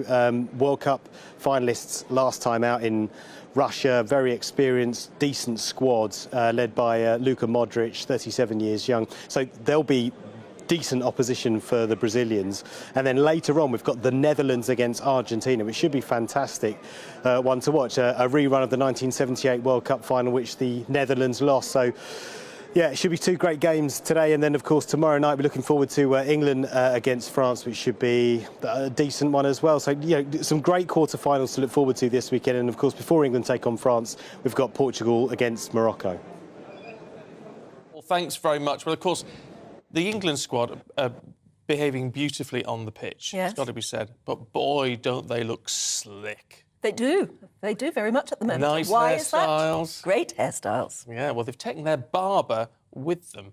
And that man is Sheldon Edwards, who joins us now. Sheldon, good morning to you. Good morning. Can I just say, Love first your of all, hair. thank you for sending us the pictures of the England squad getting their hair done, because I don't think they're anywhere else yet. What's it like? It must be a lot of pressure. No, of course it's a lot of pressure, man. And, you know, as the saying goes, you look good, play good, feel good, and that's a big pressure that I'm taking on at the moment, you know, and that's making sure that the boys do represent well on the pitch. Yeah, what do you talk about when you're with them? I mean, is it just small talk, like a lot of people get from hairdressers? Or do you actually ask them about the game and about how they're feeling and all the rest of it? No, you know what? We talk about everything, you know, not only just small talk. We do talk about the game, you know, how they're feeling and that. And I must say that the guys are feeling real pumped up. You know, the energy is great. You know, there's a lot of banter in the camp. It's sort of like a family environment when you pop into the England camp. You know, and I've been to a lot of camps, and for sure, you know, I feel welcome. And all the players, it's like a family committee going on in there. And I'm pretty sure that, you know, with the energy and everything, they're going to be literally pushing limits on the pitch. Oh, I'm sure they will. I tell you what really impressed me though from that footage, because when I was watching the matches, the one thing I always really like is Phil Foden and the sort of lines he's got in at the minute. I was watching it thinking, oh, they're really good. To see your footage where they're just done and so sharp, who designs that? Do you do that? Does he have some ideas? You know what, Phil Foden, you know, of course we got like literally great history behind us, you know. When we blunt Phil Foden here for the Euros, it went pretty viral, you know, like what we do. And Phil Foden is a client that just chilled and laid back, and he literally trusts me in what I do. It was my idea, I just put it in and I showed him after, and he's like, wow, it looks wonderful and beautiful, you know. So, you know what, it's all about the trust that the players given me, and also I have to represent for them in the way that I do for them, making sure they're sharp enough. My boy Raheem Sterling, of course, you know. Raheem brought me to the England camp, he brought me on board, and of course, you know, I have to give him big respect. What a character, what a guy he is, man, and I'm pretty sure that he's a guy that breaks down everything, man, barriers, everything, and he's definitely looking to represent for England.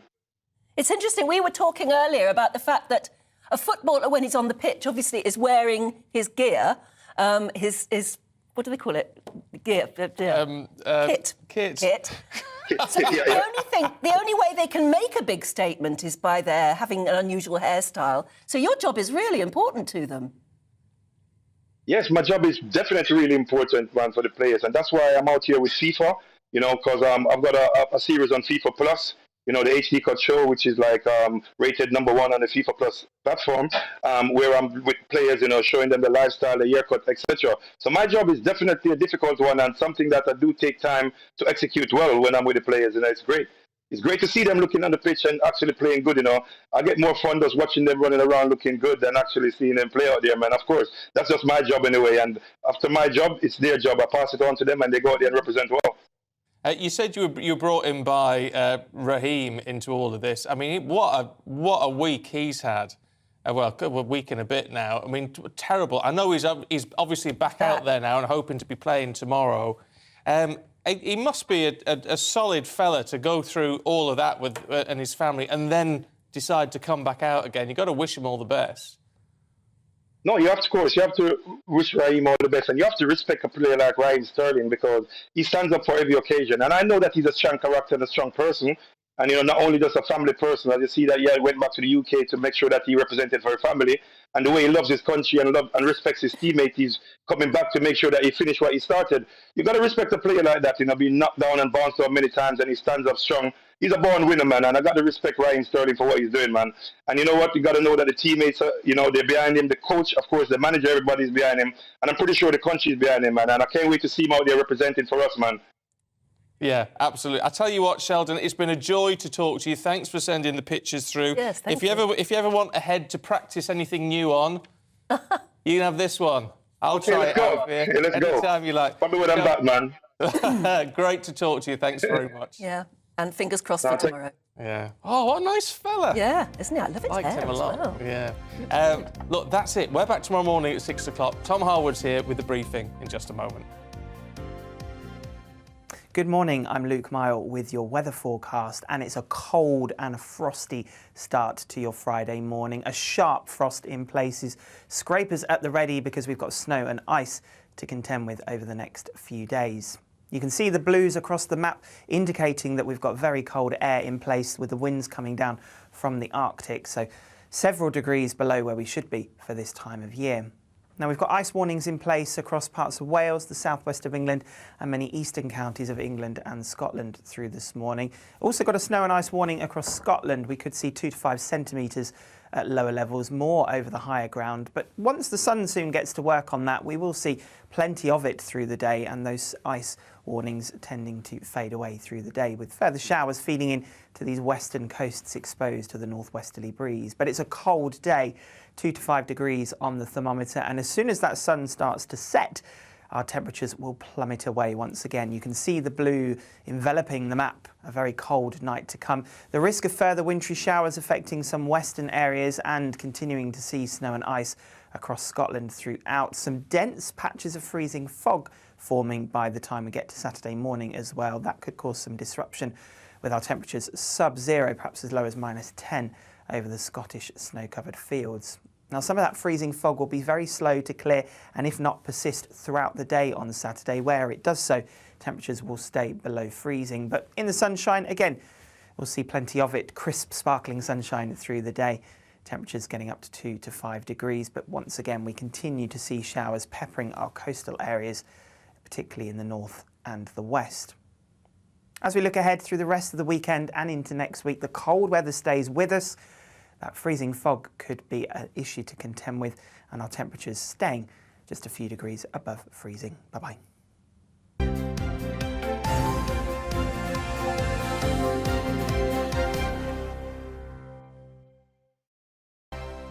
Monday to Thursday, 9 p.m. till 11 p.m. Join me, Dan Wootton. I'll bring you the sharpest takes and hottest debates. Do you not believe in prisons? I don't believe in prisons. I'm completely stunned. I guarantee you there'll be no spin, no bias, no censorship. I actually was personally quite offended by it. And no reason to go to bed. So I guess they've always been quite woke. That's Dan Wootton tonight on TV, radio and online. Monday to Thursday from 9 p.m. till 11 p.m. on GB News. The People's Channel, Britain's news channel.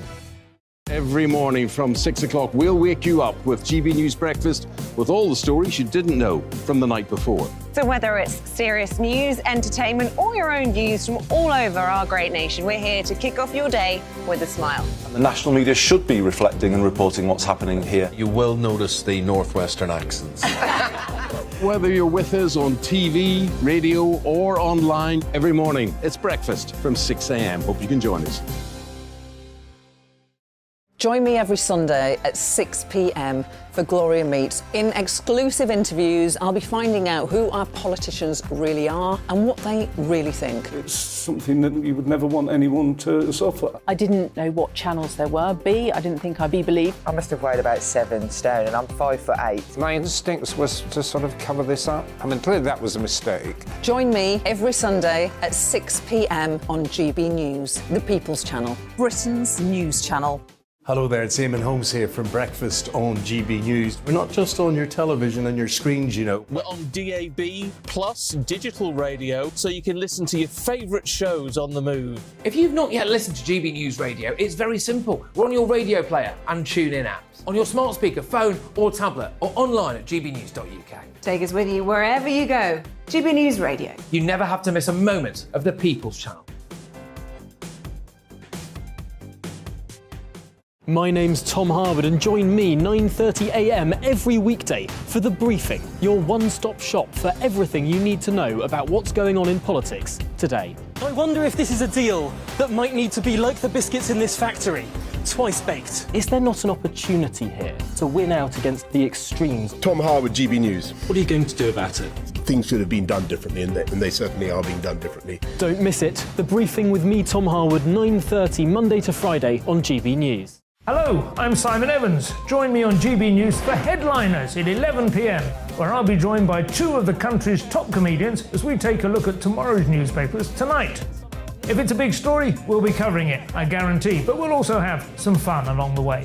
That's GB News Headliners at 11 p.m. We won't put you to sleep, unlike some of the other paper review shows out there. So join us, 11 p.m, 7 nights a week.